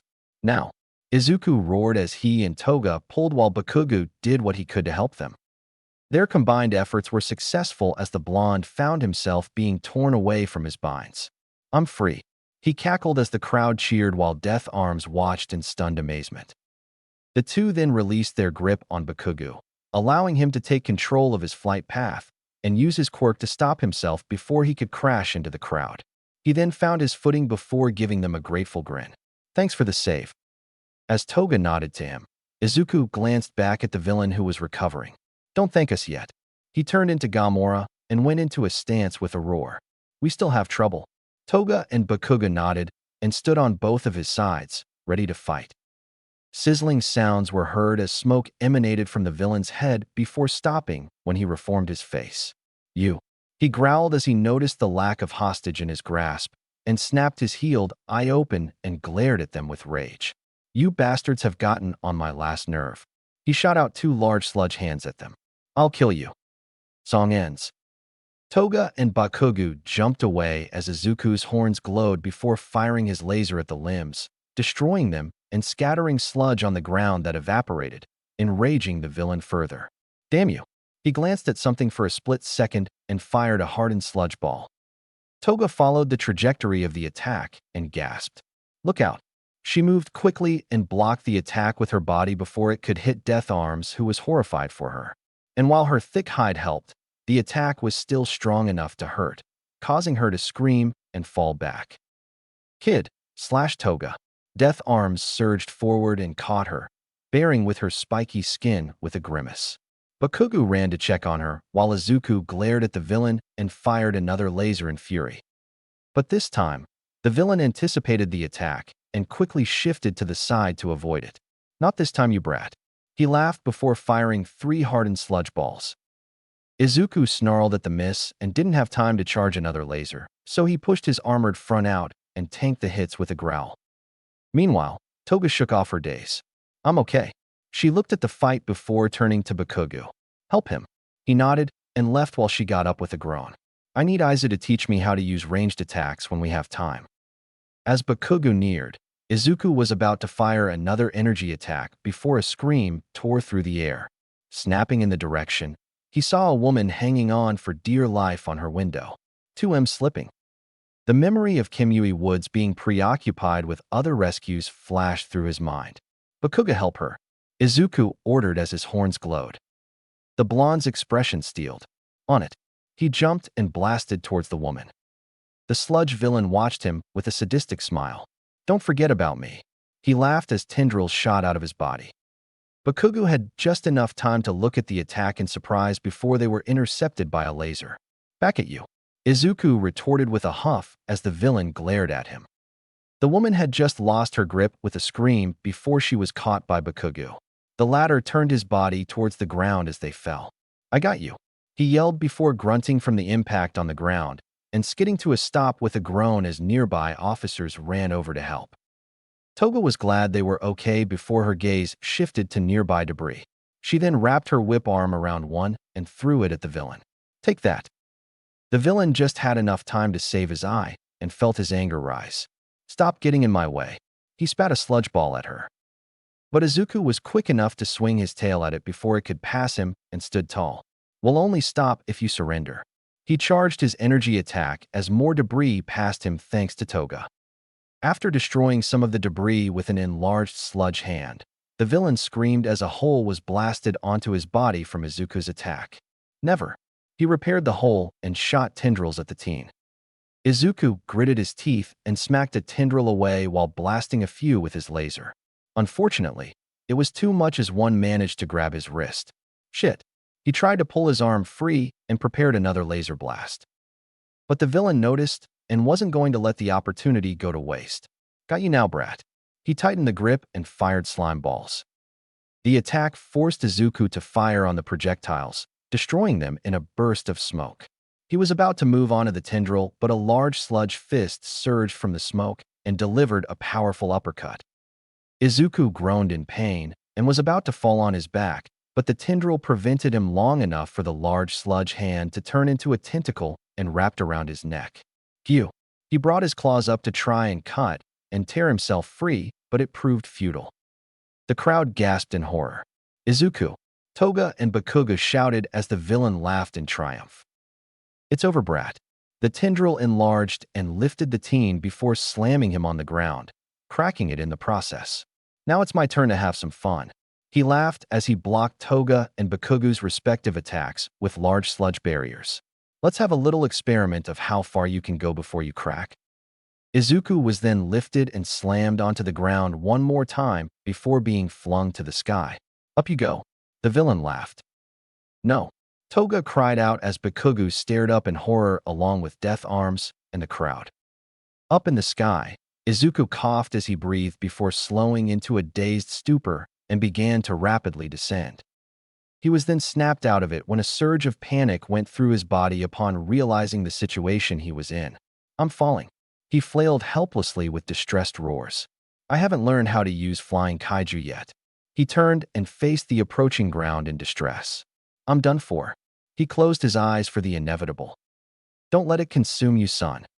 His father's words made him snap his eyes open. That's right. He began to steady his breathing. Remember what Mom and Dad said about fear. It's okay to feel fear, everyone does, but it can also be poisonous if you let it rule you. Acknowledge your fear and add it to your strength. It's okay to be afraid. Izuku closed his eyes and composed himself. Everyone can be afraid. His sharpened eyes open with a glow. All you need is the courage to accept it. Meanwhile, the villain stared at the sky with a pleased look on his face before looking down at everyone in smugness. Who's next? He chuckled mockingly as Toga growled in anger, while Bakugo wore a murderous look as his palms popped with explosions. No need for sour looks. Sludge tendrils emerged from his back. You'll be joining him soon enough. He enlarged his palms. Bastard. Bakugo growled and stomped 1 foot forward before stopping when a light above shined on him. Huh. He glanced at his shadow in confusion before looking up and taking a step back in shock. What? Toga looked up and gasped while Death Arms did the same and gaped. The crowd exclaimed in shock while the villain couldn't believe his eyes. This brat. He gritted his teeth. Not only was Izuku falling, but he was also charging another laser while doing so, making him look like a falling comet. It'll be risky to use everything on this, but his mind flashed to his friends, the destruction, and the people who suffered. It's worth it. The glow in his eyes and horns grew. Doesn't this brat know when to give up? The villain roared out a gurgle and fired 3 sludge balls. Die.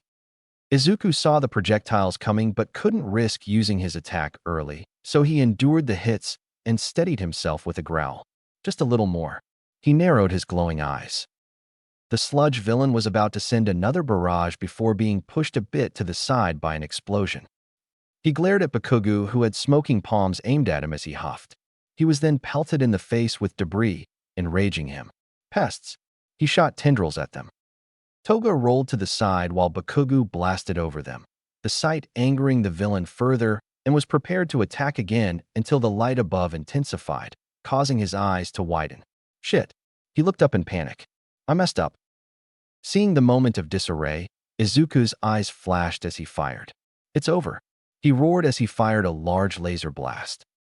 In a moment of panic, the villain sent tendrils and sludge balls out, only to pale when they got destroyed in contact with the laser. No. He cried out before screaming as the attack consumed him, causing all to turn away from the intense light. Once the area stopped shaking, everyone slowly looked at the scene where a large pillar of smoke stood where the villain once was, with pieces of sludge scattered in the area. Crash. Snapping to the location of the impact, they saw Gamora's back showing from a crater in the concrete before it began to shift. He then shakily got to his feet with a wobble. Once he got his bearings, Izuku shook his head and stood with heavy breaths before he took a deep breath and let out a triumphant roar. The effect was immediate as the crowd began to cheer while Toga rushed to him. Come on, Bakugo, she called as her copied Gooden form melted away while the explosive teen quickly followed. Izuku had just gotten out of the crater and turned back to normal, his clothes and hair messy. He got on one knee before he was pulled into a hug by Toga, nearly knocking him over. You're all right, she cried into his chest. Of course I am. Izuku reciprocated the embrace with a smile. Who else is going to help you and Bakugo with homework? He teased, earning a muffled, tearful giggle and a light slap on the arm. He tightened the embrace before looking up at Bakugo with a tired grin. Good to see you in one piece.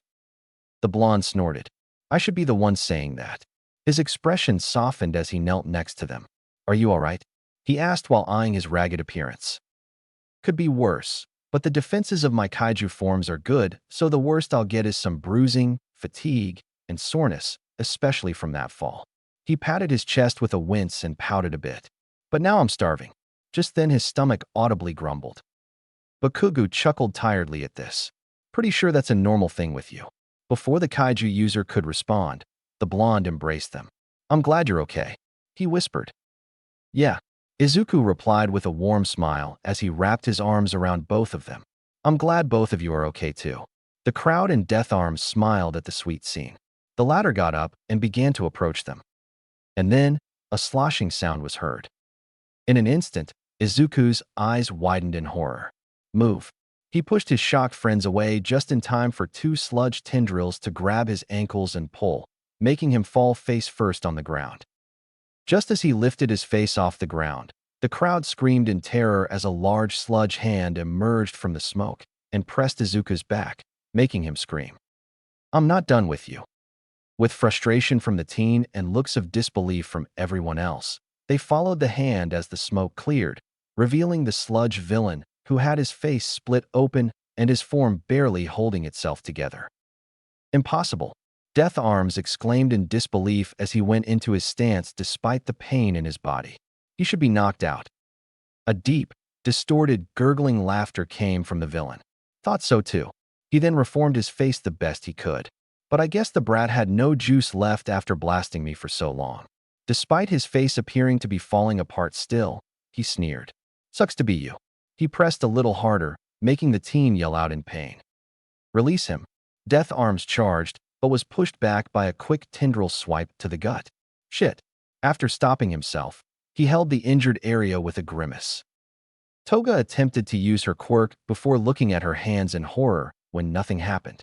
"No, I'm out." She caught sight of a nearby small piece of debris and picked it up before throwing it at the villain. The attack missed the eye, but was enough to garner the rage of the melting villain. "Stay out of it." He fired a sludge ball. Toga rolled to the side as Bakugu aimed his palms at him in rage. "Let him go, or I'm sending you to hell." His palm glowed. But rather than being intimidated, the villain bared his teeth. "Go ahead and blast me." He glanced at the pinned teen. "I'll just move him in front of your attack." This caused the blonde to tense, but didn't lower his stance. A flash came from Izuku before he turned into Gamora again. "Just do it, Bakugu." He grunted when the villain's hand shifted around to form a tight grip at the same time. Tendrils emerged and wrapped around his neck before pulling, the sight making everyone pale. After all that, the villain exclaimed in rage and frustration. "You're still fighting?" He pressed harder despite his melting hand and pulled at the teen's neck harder, making him look up more while forcing his body to bend. "Why push yourself so far for these people?" Despite the painful position, Izuku replied, "Because," he strained with a grunt. "It's the right thing to do." He fought against the pull on his neck with a loud growl as his eyes and horns glowed a little. The villain felt his rage erupt at the sight. "Enough." Dripping but sharpened tendrils emerged from his main body before shooting out to the teen. "I've had it with you heroes." Izuku tensed while Bakugu aimed with gritted teeth and Toga paled. "Then prepare to be disappointed." Before they could react, there was a large impact between the villain's attack and the pinned teen. When the smoke cleared, the crowd was rendered speechless and the villain paled as they were greeted by the sight of All Might, who had destroyed the attacks and freed Izuku with his entrance. "Because there's plenty more of us to come," the symbol added as he stood tall with a look of righteous fury, a far cry from his signature smile. After coughing, Izuku weakly glanced up at him. All Might." He breathed in relief, idly noting that Toga and Bakugu had run to his side in defense. All Might glanced at him, his frown growing before looking down. "I'm pathetic." His words took them aback. "To allow such a simple ploy to fool me." He clenched his hands. "And for allowing the youth to risk their lives for my error." He clenched his fists before looking up at the villain, making the melting figure freeze from his gaze. He then took a deep breath to calm his emotions before glancing at the three. "I'm sorry you had to risk your lives." He then looked ahead and went into his stance. "But it's all right now." His muscles bulged as his power emanated from him. "Because I am here." The villain was overwhelmed by the pressure and let out a whimper before turning to flee, but his melting form made it difficult. The sight made All Might angry as he threw a powerful punch. Detroit smash. An overwhelming burst of wind shot out towards the villain. The villain didn't even have a chance to make a sound or do anything before he was completely blasted away and scattered by the powerful strike that caused strong winds to spread throughout the area, urging everyone to brace themselves against it. Once everything settled, they were greeted with scattered, unresponsive sludge and the fires put out from the wind. The crowds cheered, but All Might ignored them and knelt in front of the three. "Are you three all right?" he gently asked, his trained eyes focused on Izuku. Bakugu quickly recovered from his shock at the fact that his idol was talking to him, as well as from what he saw, and nodded. Why yeah. He cursed himself for stuttering as Izuku returned to normal and was helped up by Toga. Just tired and my hands sting a little. He flexed his palms. The hero nodded and looked at Toga. I'm a little dizzy from the whole thing, but aside from being hit earlier, I'll be fine. She mentally cheered at the fact that she didn't shy away from talking to the intimidating man. Same. Izuku cut in before wincing. Okay, maybe I'm a little sore. He rubbed his neck with a crooked grin. And tired, but I think I'll just get some bruising at worst. All Might looked relieved, but also ashamed. I'm sorry for taking so long. He shook his head. If I had jest. It's all right. The hero snapped at Izuku, surprised to see him with a kind smile. It's like what Toga and I said earlier. Everyone has limits, and you're only one man. Toga nodded with the same smile as Bakugu gaped at the fact that they had spoken to All Might earlier. Besides, it worked out in the end. The hero remembered their earlier exchange and smiled. Indeed. He then frowned a little. But regardless, all of you should get checked by. He looked up and smiled as Death Arms approached with a slight limp. How are you holding up? I'm fine, but... The pro looked down in shame, drawing a curious look from the symbol. I couldn't do anything, All Might, and I let them risk their lives. The hits they sustained flashed through his mind. He then felt a hand on his shoulder. Looking up, he was met with an understanding look from the symbol. I understand how you feel, but given the circumstances, there wasn't much of a choice left. He shook his head as he thought about it more. All scenarios would have ended worse if they hadn't interfered. At that, Death Arms contemplated. So don't feel guilty, just be glad that everything worked out in the end. He calmly reassured. He then glanced at the teens. As for the three of you, I assume you plan to be heroes?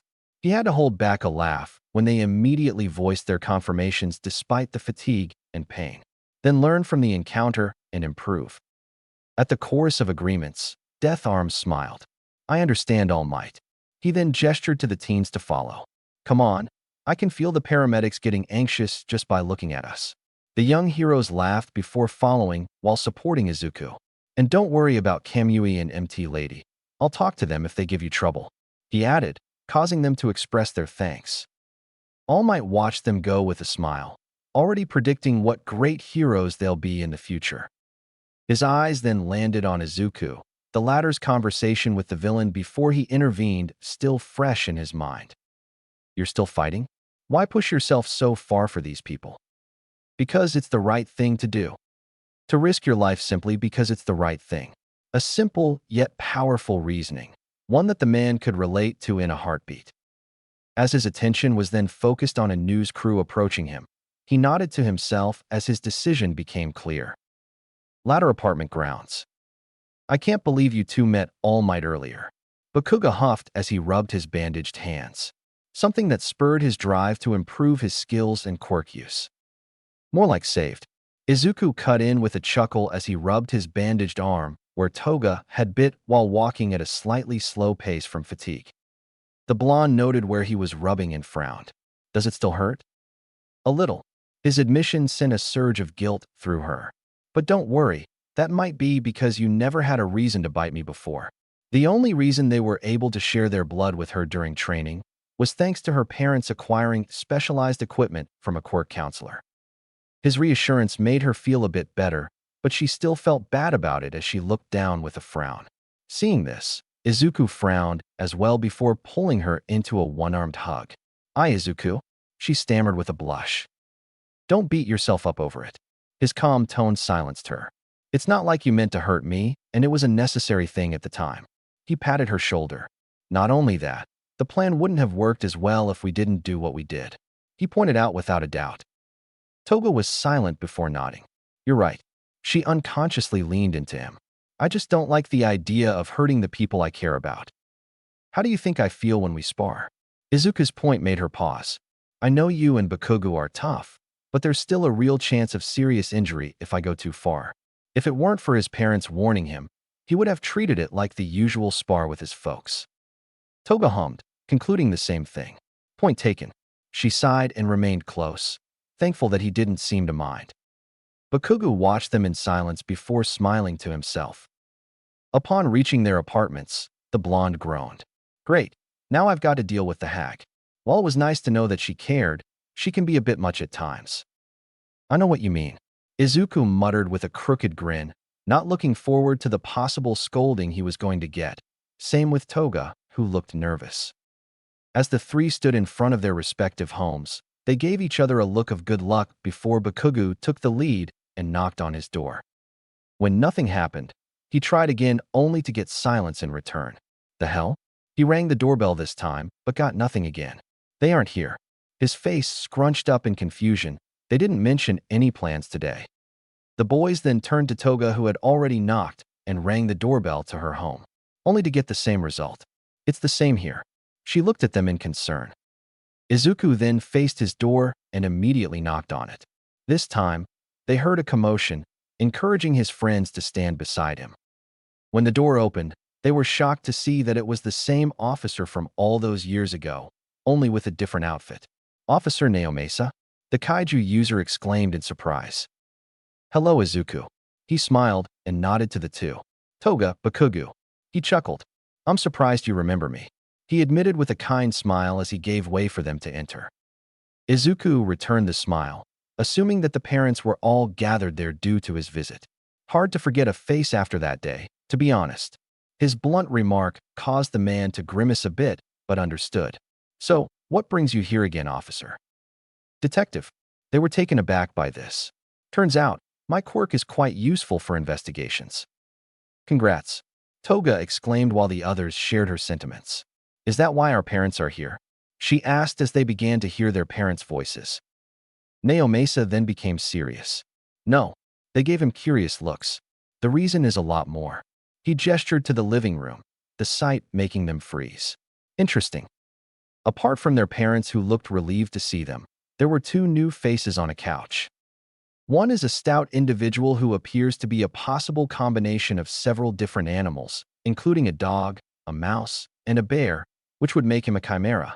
He has the head of a mouse with circular black eyes, a large scar over the right one, relatively rectangular-shaped ears with pale pink insides slanting outwards from the top of his head, and an elongated muzzle with a small round nose. His fur is white and has large, dog-like paws with pink pads and a thin tail like that of a cat. He sports a white dress shirt, a dark red tie around his neck, a black double-breasted waistcoat, matching dress pants, and orange lace-up sneakers with incredibly thick soles. The other one is a very skinny man with sharp, angular features and long limbs, his neck extended and his eyebrows absent. His hair is wavy, with two long strands coming down from his hairline and framing his face. He was clad in formal attire with his coat neatly folded on his lap. While Bakugo and Toga gave them confused looks, Izuku was able to recognize the short individual. Principal Nizu. His shock garnered questioning looks from his friends. He's the guy in charge of UA. At this, they snapped to the individual in disbelief.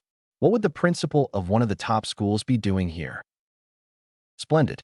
We can shorten the introductions then. Nizu clapped before gesturing to the man next to him. This is Toshinori Yagi, a staff from UA. The man politely nodded to them. I'm sure that the three of you are well aware that the debacle you experienced was broadcasted? The three nodded, casting a look at their concerned parents. Now, because of this, your actions today have garnered our attention, he said evenly. But first, your parents have waited long enough. He gestured to the adults who looked like they were holding themselves back from checking on them. Toga and Bakugo immediately went to their parents, who embraced them. I can't believe that low life managed to get the drop on you, Mitsuki said while checking his bandaged hands. You better be grateful for Izuku and Toga being there, she added while Masaru checked him as well. Believe me, I am, Bakugo softly replied and pulled his hands free before embracing her. You can stop worrying, I'm fine now. He rubbed her back. Mitsuki huffed, but returned the embrace. I'd be a crappy mother if I stopped worrying. The explosive teen hummed while Masaru joined the embrace. We're so proud of you. Mana kissed the top of her daughter's head while Hideo held them in an embrace. But please, try to be more careful. She felt like she almost had a heart attack when Toga got hit in the fight. Toga hummed and nodded against her. I'll do better, Mom. She tightened the embrace. Izuku was about to go to his parents, but stopped when he focused on what Nizu said and looked at him with a serious look. Please, if we're in trouble for what we did. He bowed. The fault is mine. I was the one that encouraged us to fight after saving Bakugo and… You misunderstand. Nizu calmly cut in, making him raise his head in confusion. I never said what you did was wrong. He shook his head. Anyone with eyes could see what you did was for your friend. He grabbed his teacup from the table. Although, there were a few heroes who wanted to admonish the three of you for your recklessness, but Death Arms and All Might vouched for you, so those were swiftly taken care of. He took a sip from his tea. While mentally thankful for the pros sticking up for them, Izuku was still confused. But isn't it illegal to use quirks without a license? It is. Nizu nodded. But self-defense or preservation of another life are natural gray areas that tend to override that rule. He explained before sipping his tea, while Naomasa vouched for his claim. That's right, Izuku. Inko chimed in, garnering his attention. While not legal, the authorities and the public would understand the necessity to break the law in your position. Her expression became a little stern. So don't go making ridiculous assumptions and let the person finish explaining first. She gently admonished, but softened when Hisashi patted her arm. The teen flushed slightly and looked at his feet. Sorry. He rubbed the back of his head. I didn't mean to offend. Thankfully, Nizu was more amused than anything. No offense taken. He chuckled before sighing with a smile. But it's nice to know how devoted you are to your friends. He then gave him a slightly teasing look. But next time, do try to pay attention more to your energy reserves before going all out. And noted. Izuku muttered as he sat between his parents. If we're not in trouble, what's this meeting about? His mother began checking him for anything serious and made a mental note to make adjustments to his stamina training, while Hisashi mentally added adjustments to his reflex training. Nizu made a sound of approval. Straight to the point, I see. I like that. He placed his cup down and clasped his hands together. As I said before, you and your friends have garnered our attention. He smiled. And from what I've seen, all three of you have great potential to do great good with your abilities. The three felt giddy from the praise as he gestured to the adults. And better yet, your parents tell me that all of you want to be heroes, which will make today's offer make more sense. Offer? Bakugo expressed his friend's questions. What offer? Behind him, his parents exchanged knowing looks. While behind Toga, Mana and Hideo did the same. The latter discreetly took out his phone to record the scene. To this, Nizu wore a cryptic smile as he gestured to Tashinori, who grinned. How would you like to train your quirks at our training facility in UA? The blonde man asked. In an instant, the teens stilled as their brains did the equivalent of a blue screen. Inko giggled and was gently hushed by her chuckling husband as Izuku's jaw dropped. After a moment where it felt like the world had frozen, their brains had rebooted and a surge of activity went through them as they stood. Yeah, they exclaimed in sync while Nizu calmly sipped his tea.